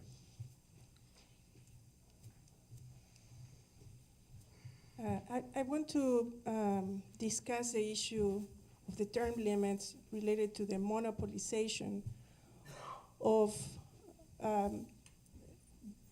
contacting the members, like the blast emails that the chairman gave, like having access to the total membership list.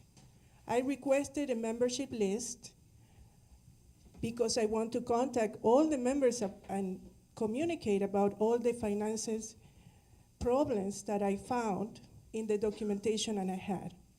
And to my surprise, I got 800 missing members who supposedly had been opted out. When last year I got a membership list of 2,500. That is a problem. And it's a problem because I have been contacting members who are telling me that they never opt out. So that's obviously the membership list that I have is altered. It's not the wishes of the members not to be contacted. So that's why we want term limits. We want term limits because the people with access to the members as a total and the email blast monopolize those sources and prevent the other members who think differently than these 9 people here access to the membership list. So that's the reason why members are seeing a trend of things that have not been according to the law. Many, many things. many violations of U.S. corporate law. And that is one, Mr. Todd, is a violation of corporate law to falsify records. Can I say something really? No, it's their turn to talk.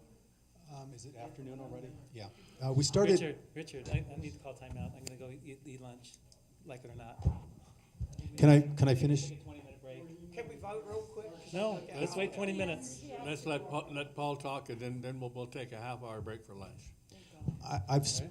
I've spoken to each one of you at some time or other since you've become members, and I want to say thank you for your service. I want you to realize that the tension in this room shows lack of trust between members and the board. Okay? Okay, so take a few minutes. You can vote now or vote after. I don't really care. I have no horse in this race. I would encourage your vote be a vote of conscience, be a vote of building trust, be a vote where you honor that trust and the relationship with the members. Thank you. I think we will call for the vote now before we take a little break. Thank you. There is a motion on the floor to enact a term limit of 6 years and 1 year off. All those in favor, please say aye. Wait, I'm sorry. What just happened? We're voting on this now, we're not before the break? Yes. Okay, I'm sorry, I thought we were doing. Can you read what you're voting on? We read it earlier, Catherine. That don't see a need to read it again. You read the actual bylaw? Please refresh us. 6 years. Did you read the actual bylaw?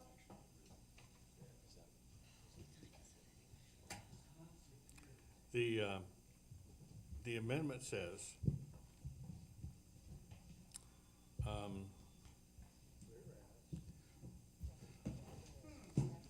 whereas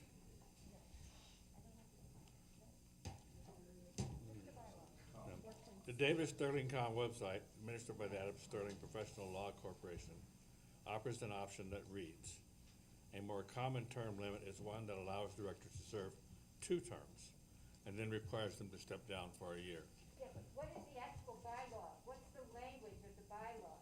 It's on page 4.7.1. No. 2 terms. That's 606? 4.7. I am going to ask for the board to vote on this term limit for 6 months, for 6 years, excuse me. Remember, this does not stop you from voting in December 9. Please understand that. But 2 3-year terms. Bill? We need the actual language. He's about Here to it say comes. Here it comes. 6.06. It is in writing, and it was in the board packets. Each term of office. Each director shall hold office for a 3-year term or until a successor is elected or until their death or resignation, removal, or termination of membership in the association. And that's the current rule. New language. And again, this was sent to governing docs to clarify some of the language from the previous bylaw amendment. A 3-year term begins at the certification of the vote for director at the annual meeting of the members and ends at the certification of the vote at the annual meeting 3 years later.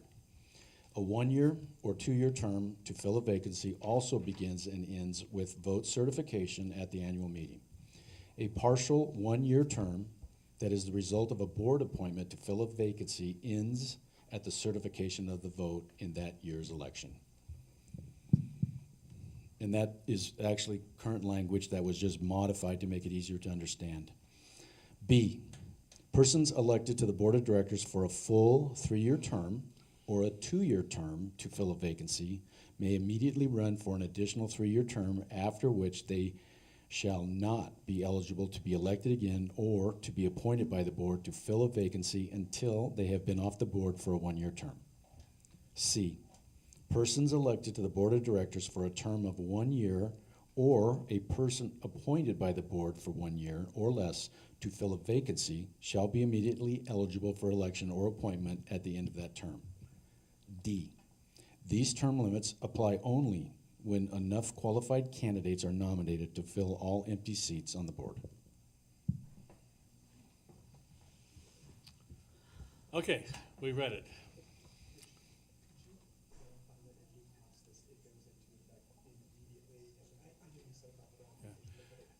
Yeah, and that makes a good point, Brad. The understanding now that if we pass this today, it does go into effect immediately,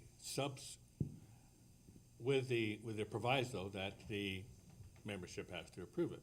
Remember, this does not stop your December 9 vote. You can still vote for the 3-year term and have it counted. All those in favor of the resolution as presented? All those opposed? Opposed. Opposed was Mark, Jennifer, and For Ellen. different reasons, but yes. Okay. Yeah. I'm off to the beach. The motion does carry. All right, I am going to hand the gavel back to the chair.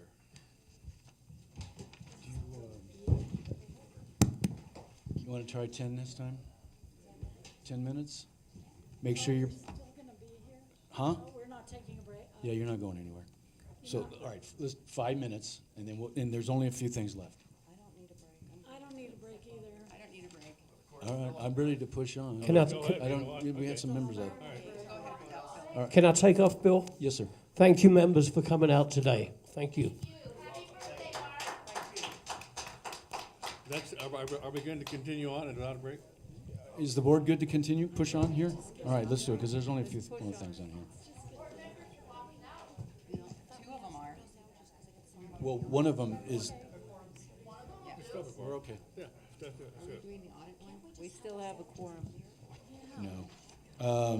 We should approve the audit. We don't have it finally yet. No, we're We gonna won't get approve it out as of here for another hour. Oh, okay. All right. This'll be another hour. I can't, I think they. I think we should take a lunch break. Let's get through it. Do you want to go do that? Let's get out of here. Hang on. All right, just a couple of minutes.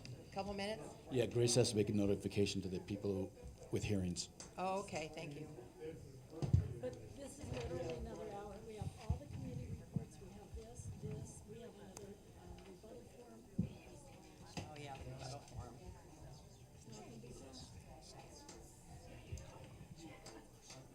At least the rest of the stuff isn't controversial.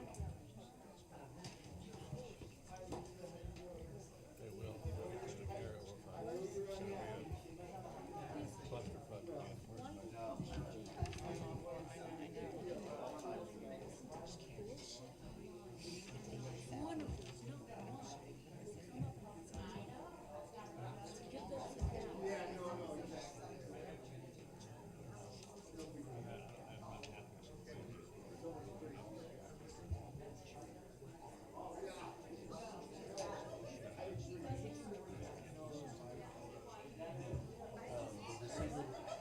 This goes in, it can override.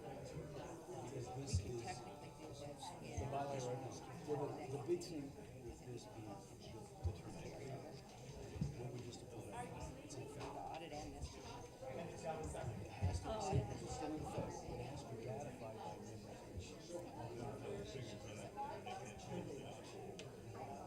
But if the And they just have this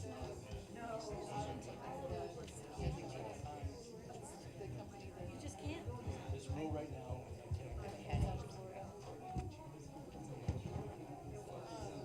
This rule is now good to go. And it's only good for Hope so. until June, when the members will decide whether they want it.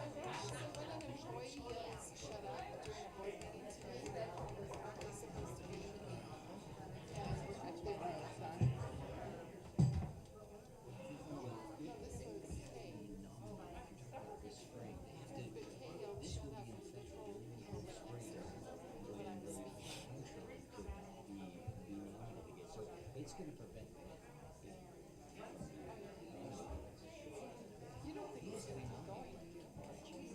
And this will be in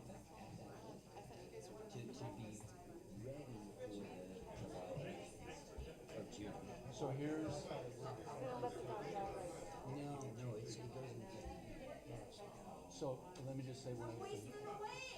That again, it just goes to the members of the city. So if it doesn't get, then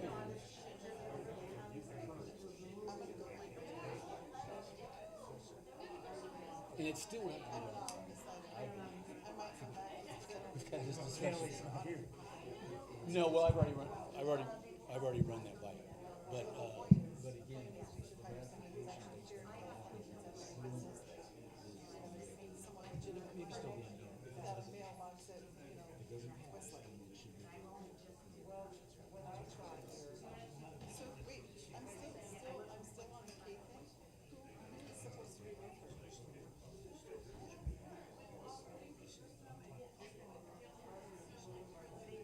Yeah, that's a storefront. It's a mailbox.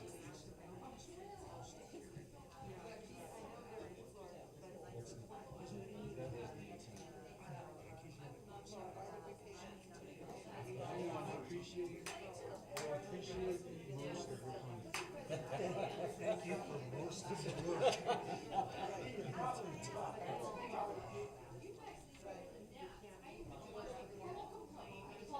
Yeah, just, you know, if they have a storefront mailbox in Westlake and they run a flyer,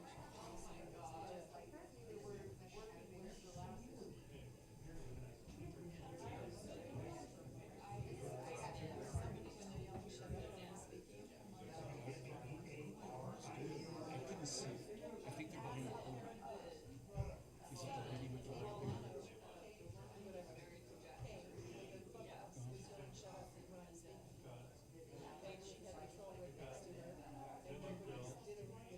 I thought it was cool.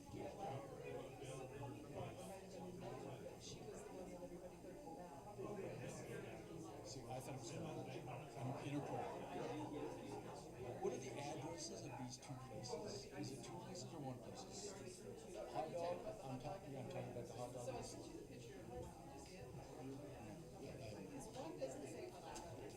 But it has commercial insignia on it.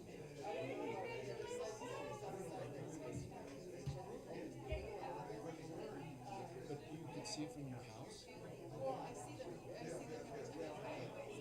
But they're not, you, at your house, you don't see it.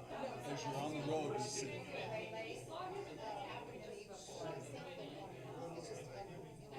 Well, I think maybe if somebody has been sick.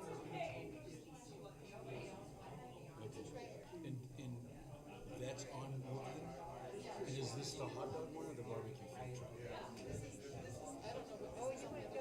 What do you think that is? When you said hot dog trailer and barbecue food truck, what is that? these two are parked at two of them. What? If we're really not breaking, let's not Oh, be break. she's been sick. Those are for the, I know she's been saying for the fair. Yeah, that's where I saw the picture of her place. Yeah. Because I saw the truck. Yes. So those, She's been sick. she's got those two. This one, But both those trailers are hers? yes. Yeah, she's got two that I'm aware of. 'Cause she got rid of the hot dog one and then brought it in. I have one that's not in use, a food truck next to me. Or what it Oh, says. no, I don't know. The one next to me is just, it's a project. I guess they got it for their 16-year-old son or something, and it sits in the driveway. Joe was over taking pictures of it a couple weeks ago, so they'll get cited, but hopefully. It looks commercial, doesn't it? Yeah. It's not allowed.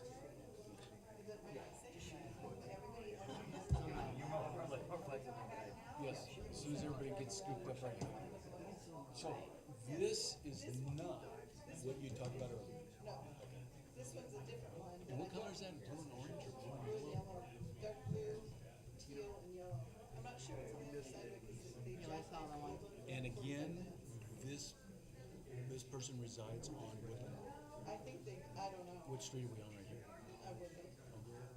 Yeah, Oh, 'cause but this is the jackknife. I I know had to through go all the way Groot. around because they jackknifed. All right, well, do me a favor. I'll try to track it down. You know, if you see the addresses.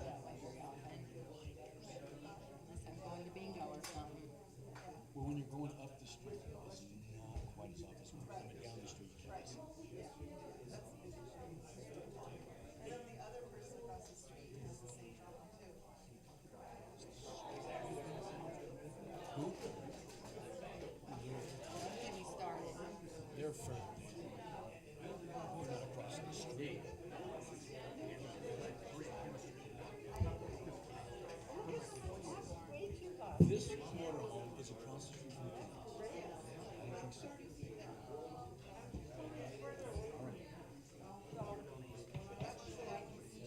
I thought it was like near four houses. Is that St. Bernard? Is that the street? That's St. Bernard, and then these people. Yes. I know exactly where they are.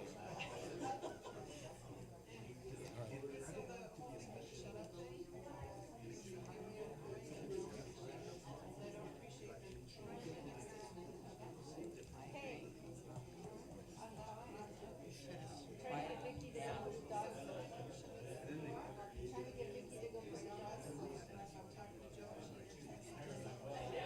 I'll just answer this. No, no. And I know you don't want to do it. We're not even close. We have another 45 minutes or so. No, they'll bring you in. What's gonna be here? Is there something in here after this?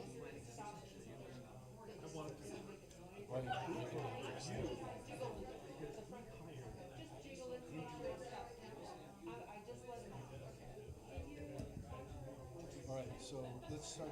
Can we start getting people? Cam Acosta. Richard Ballard. I have to. I went about half.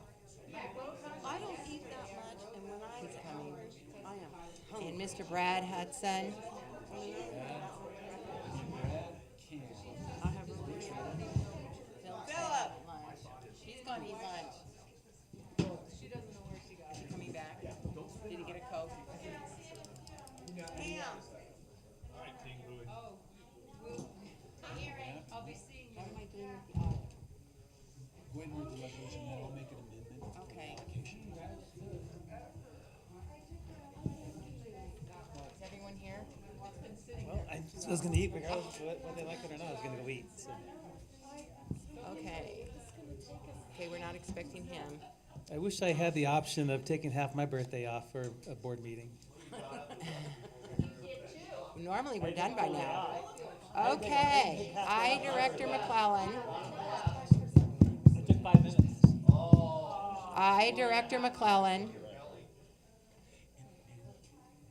Sid, I know we lost a lot of people there, Sean. I, Director McClellan, move the adoption of the following resolution. Resolution 08-10-21, 2023, approval of the 2022-2023 audit. Whereas bylaw 10.05 states a review audit of the financial statement of the association shall be prepared in accordance with the generally accepted accounting principles by a licensee of the California Board of Accountancy for any fiscal year in which the gross income of the association exceeds $75,000. According to Civil Code Section 5305, or its replacement section upon its amendment or replacement, and whereas the audit of the fiscal year 2022-2023 has been completed by our CPA firm, and whereas the audit has been approved by the Budget Finance Committee and recommended for approval by the board, and resolved that the PMC POA Board of Directors approves Resolution 08-10-2021-2023, the 2022-2023 audit as prepared by Griffin Group. It's easy for you to say. Is there a second? I'll second them. Second by Jennifer. Discussion. I just And- have a question. My understanding is that the company that we're using may have a PO box here, but they're not physically located here in California. So just wondering. Well, first of why all, that I don't is. know if that has any relevance on the audit. Second, they don't have a PO box here in PMC. Correct. They do have one in Ventura, Mhm. and they do have an office that they work out of in Ventura, but they use the PO box as their mailing address, as do many CPAs. Okay. So, and as I read it, that they are supposed to have a California Board Accountancy And they do. license. They have a Okay. license to do business here. Okay. And they specialize in associations. HOAs, yeah.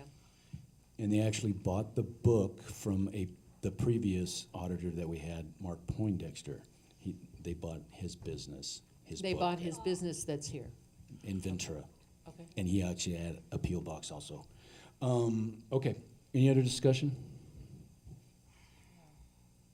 I'll say something. I'll just say that our accounting department did an exceptional job. The audit was really good. They didn't have any problems for anything in the whole year. The only adjustment they plan to maybe make has nothing to do with procedures or anything that they do. It more has to do with a decision to be made about a new law that California has. And then, yeah, yes, They did comment on how good it is. how well our accounting staff did a great job. Much better than most institutions. Yes. And maybe just along these same lines, years ago, when the audit showed up, I think typically there was 12 to 14 things pointed out by the auditors that we should have been doing better or could have improved, and it was kind of like our report card. And we've got it down to 0 for like the last 2 or 3 years, I believe. And even before, there was only like maybe 1 or 2 things they said you should be doing this differently. And one of the things was contracted liabilities that they were concerned about, and we've adjusted. So the accounting department over the years has done an excellent job preparing for the audit and getting the auditor's approval of what we're doing.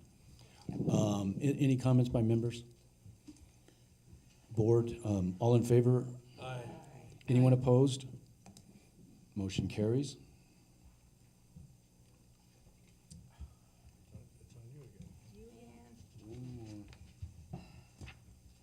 This one thing should be in here. Will you amend it? Yes, yes. I, Director McClellan, move the adoption of the following resolution, Resolution 09-10-21-2023 carryover funds. Whereas carryover funds will be allocated upon completion of the audit, and whereas the board shall include the amount in the budget development process, and whereas such funds will be allocated within the budget for the coming year, and whereas $50,000 has already been designated for the CHP officer, and resolve that, sorry, I wrote all over it. Resolve that the PMC POA Board of Directors approves Resolution 09-10-21-2023 allocating $185,236 not to exceed from carryover funds to the reserve fund following the 2022-2023 audit as directed by bylaw 1012. Second. Under discussion, I believe the bylaw is 1010, not 1012. So we probably should make a note of that. And the other thing that we do as the total of this carryover equals $235,236. And what I am going to propose right now is a reallocation of these funds. And so, again, maybe just for the formality, Mr. Vice Chair, if you'll just take over for this section here, I would like to make a proposal, or I'd like to make a motion to amend this resolution and allocate the carryover funds as follows. And I passed out something to you all, and members, you don't have this. This just came in hot off the press. Simply because we changed the rule earlier in the meeting. Well, Okay. so here's what we've got going on. This is what I'd like to make a motion, that we allocate the carryover funds as follows. $15,000 to conduct a special vote of the members on December 9th. $12,000 to the Emergency Preparedness Committee, earmarked for the EP Radio Safety Net program for radios and the repeater. And this is under development right now through the EP and CERT committees. $18,000 to the accounting department for the manager recruitment.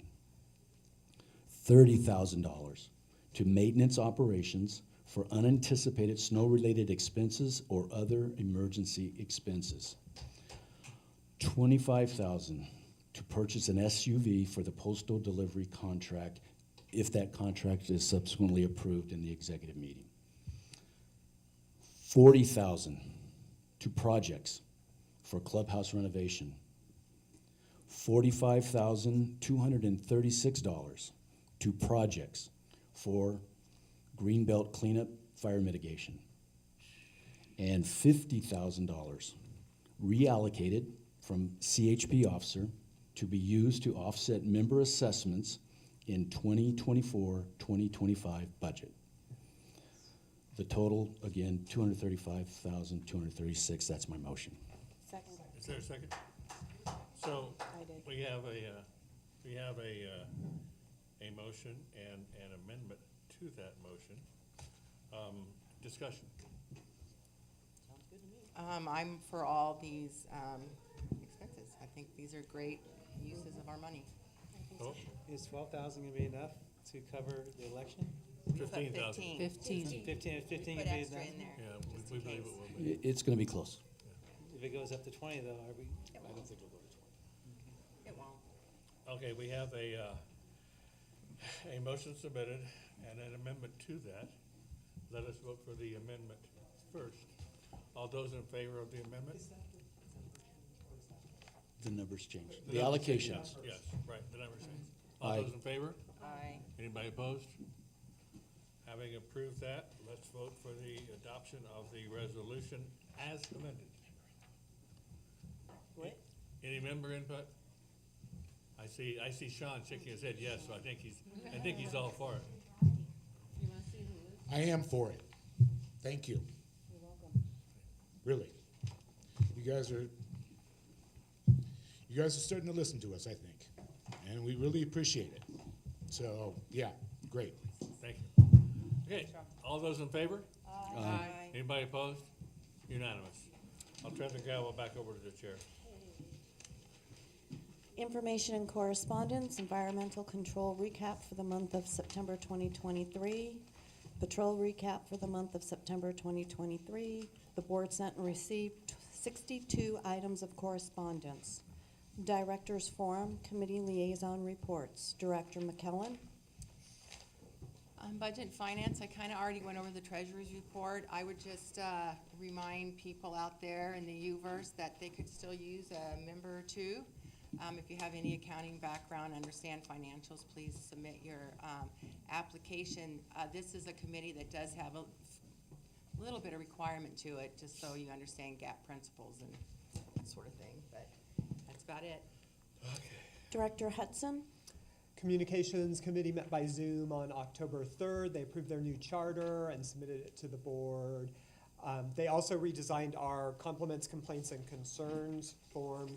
I know you guys can't see it out there, but this was with outlines. This is the old one, bad, new, good, professional looking, nice, clean, has lines to write on. They're also going to be working on revisiting answers to the communications questions from the strategic plan survey in 2021. In preparation for us redoing that survey next March, and they're working with planning on those questions. And their next scheduled meeting is Tuesday, November 7th at 6 p.m. by Zoom. Director Gabriel. Philip? I'm not even sure where to start. There's a lot of moving parts to environment, to emergency preparedness, and I'm not sure it's worth the effort to bore people with it here. Todd, do you want to just you were at the meeting, you want to tell them what you thought was important? Well, yes, I'll try and summarize for you. The EP is, mostly, I think the primary target right now is to improve communications on the via the radio program, and which is mostly volunteer, but there is, as you guys just voted on, the addition of a repeater to support the functionality of that. So I would say that's probably the primary focus right now of EP is that radio in working with CERT and HAM, the HAM Club, to solidify a plan and begin to get volunteers. I'll just bring up two small points. One, we're going to try and have a radio day the second weekend of November, where people can come and get their radios programmed if they have their radios already and their license. And the other thing that will be discussed at the next meeting will be to bring CERT under the wing of emergency, the emergency preparedness. I think what you meant to say was bringing CERT people into EP. EP, yeah, bring CERT into EP, so they'd be volunteers, but they wouldn't be under the color of CERT. They'd be under the color of the EP committee, which would cover the liability issues. Since CERT people have a certain amount of training, it would be beneficial to be able to call them out, because right now CERT can't get called out unless it's the sheriff or the fire department. This would give EP a chance to call them out as needed. I had one question. So with the Pulse involved, the people that are volunteering, are we collecting volunteer names for the clubhouse, or do they have to sign up for the Pulse to volunteer? No, they can volunteer directly with EP. With EP. So if they want to volunteer, they could go to EP. Yes. Okay, thank you. But they don't have to be on EP. Mhm.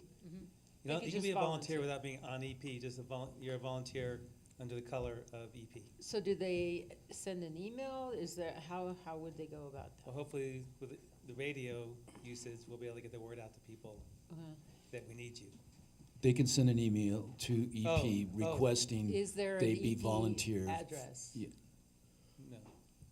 Maybe we could set one up. Address? Huh? Maybe How do we you could email set it? up an email for EP. You could send it to the front desk Okay, and have it forwarded to the E EP. okay. I thought you were asking how they would get called out. But No, you're how just did they asking how they get, volunteer. They how can to just volunteer, how to send get a- on the volunteer list just for EP. Whatever the main email for the clubhouse is. Okay. They can also sign up through the Pulse Safety Net, which is really easy to do, and there's little flyers out there on the front in the lobby that you can use a QR code to scan and go straight to that part of the website, or you can, call me, whatever you want to do. Do they have to pay to be on there? No. Okay. That's a free part of it, and they do not have to pay anything. Perfect. Thank you, Elisa. Director Gilbert. See, environmental control. As mentioned, we approved 3 cottages, we approved 2 carports, 2 solars, a pergola, that's a standing free cover. They did deny the gate to Woodland, and that's good enough. Director Hudson. Fire Safe. Peggy reported that Kern Safe Fire Council is working on their community wildfire defense grant round 2 application with Kern County Fire Department. The grants for planning of fuel management projects on roads in the Tehachapi area, focusing on Highway 58 and Route 202, and they're hoping that this work will create a template for doing similar projects in other areas, including our roads here, Mil Potrero, Cuddy Valley Road, Fraser, and along the 5. And so basically this is a fuel reduction project in addition to increasing throughput for emergency situations. And they're also at Ridgecrest Fair this weekend, and they'll be at Kernville Fall Festival next weekend. Director Ballard.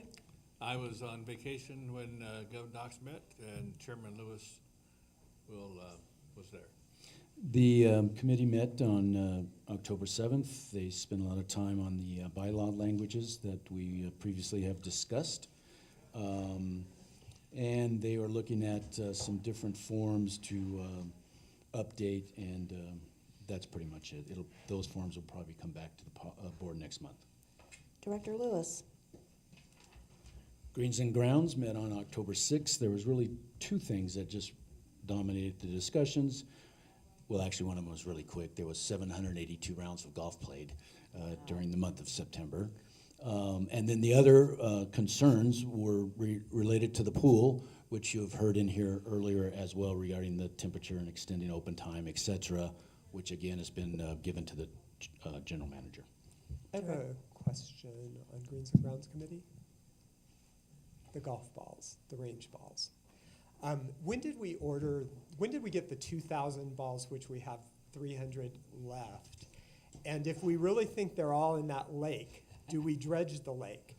And I know we have some plans to do some design work to keep them from going in there as often, but I find it hard to believe that I don't know when we got those 2,000, but there's 1,700 recent golf balls in that lake. But I could be wrong. I think you're at least mostly right. So I can't answer how that supply of balls depleted so quickly. I don't know. This is my first summer here. But I believe we got the balls in July, if I'm not mistaken, maybe early August. But we have not cleaned out the lake yet, so that's kind of an unanswered thing yet. We'll see how that, but I'm working on plans to do that, hopefully relatively soon before the weather hits. We're gonna see what we can pull out of that lake. It does, that's a lot. Well, again, absent any evidence. Yeah, no, I'm just asking No, a no. question. They could all be in there. I just want No, I was gonna say, because I don't think they're all in there. I think that they may have gone into some people's bags and gone out onto the course. So, and that, absolutely, but again, a good number have, and you'll notice that the medallion markers that used to mark the yardage were kind of set over to the right side.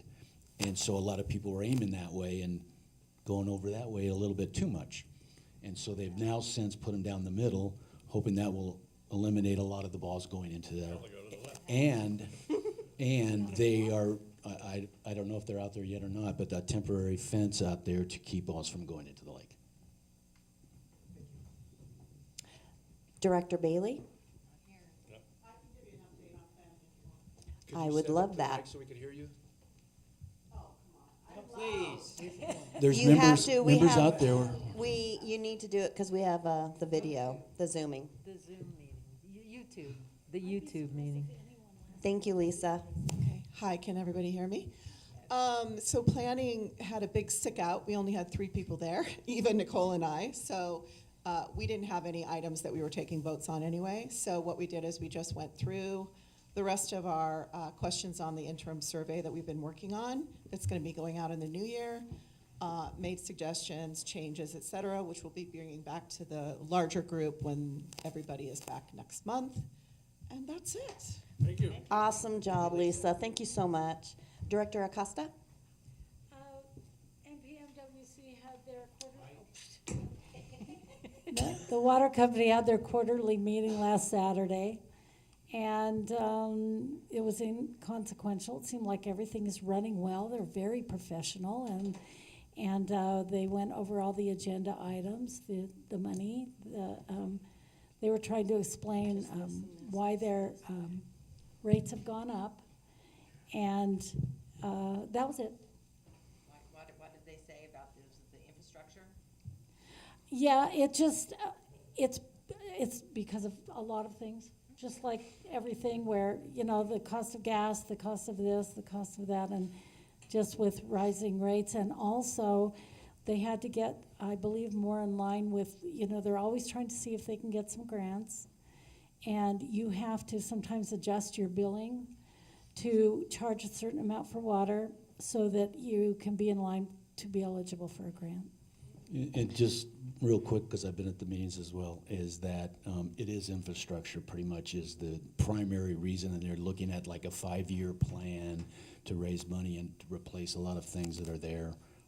If you recall back at one point, their reserve fund, I don't think had a lot of money in it, and they were only looking toward replacing $25 million if everything had to be replaced. Today, that figure is $40 million. And their reserve fund is, I don't even know if it's $1 million. It may be a little bit more, but that's for the reason that they've gone to that. I'm not sure, Yeah, they also haven't raised the rates in quite a while. Members Rebuttal Forum. Members Rebuttal Forum is a 10-minute forum following the Director's Forum. Members may reply to any matter raised by a director during Director's Forum. Replies will be limited to 1 minute per speaker. Members wishing to be recognized should step to the microphone, address the board chair, state name, track, and lot number. There may not be an immediate verbal answer from the board to questions or comments from the members. Members may not yield time to other speakers. Members will refrain from being argumentative and making derogatory or personal remarks or gestures.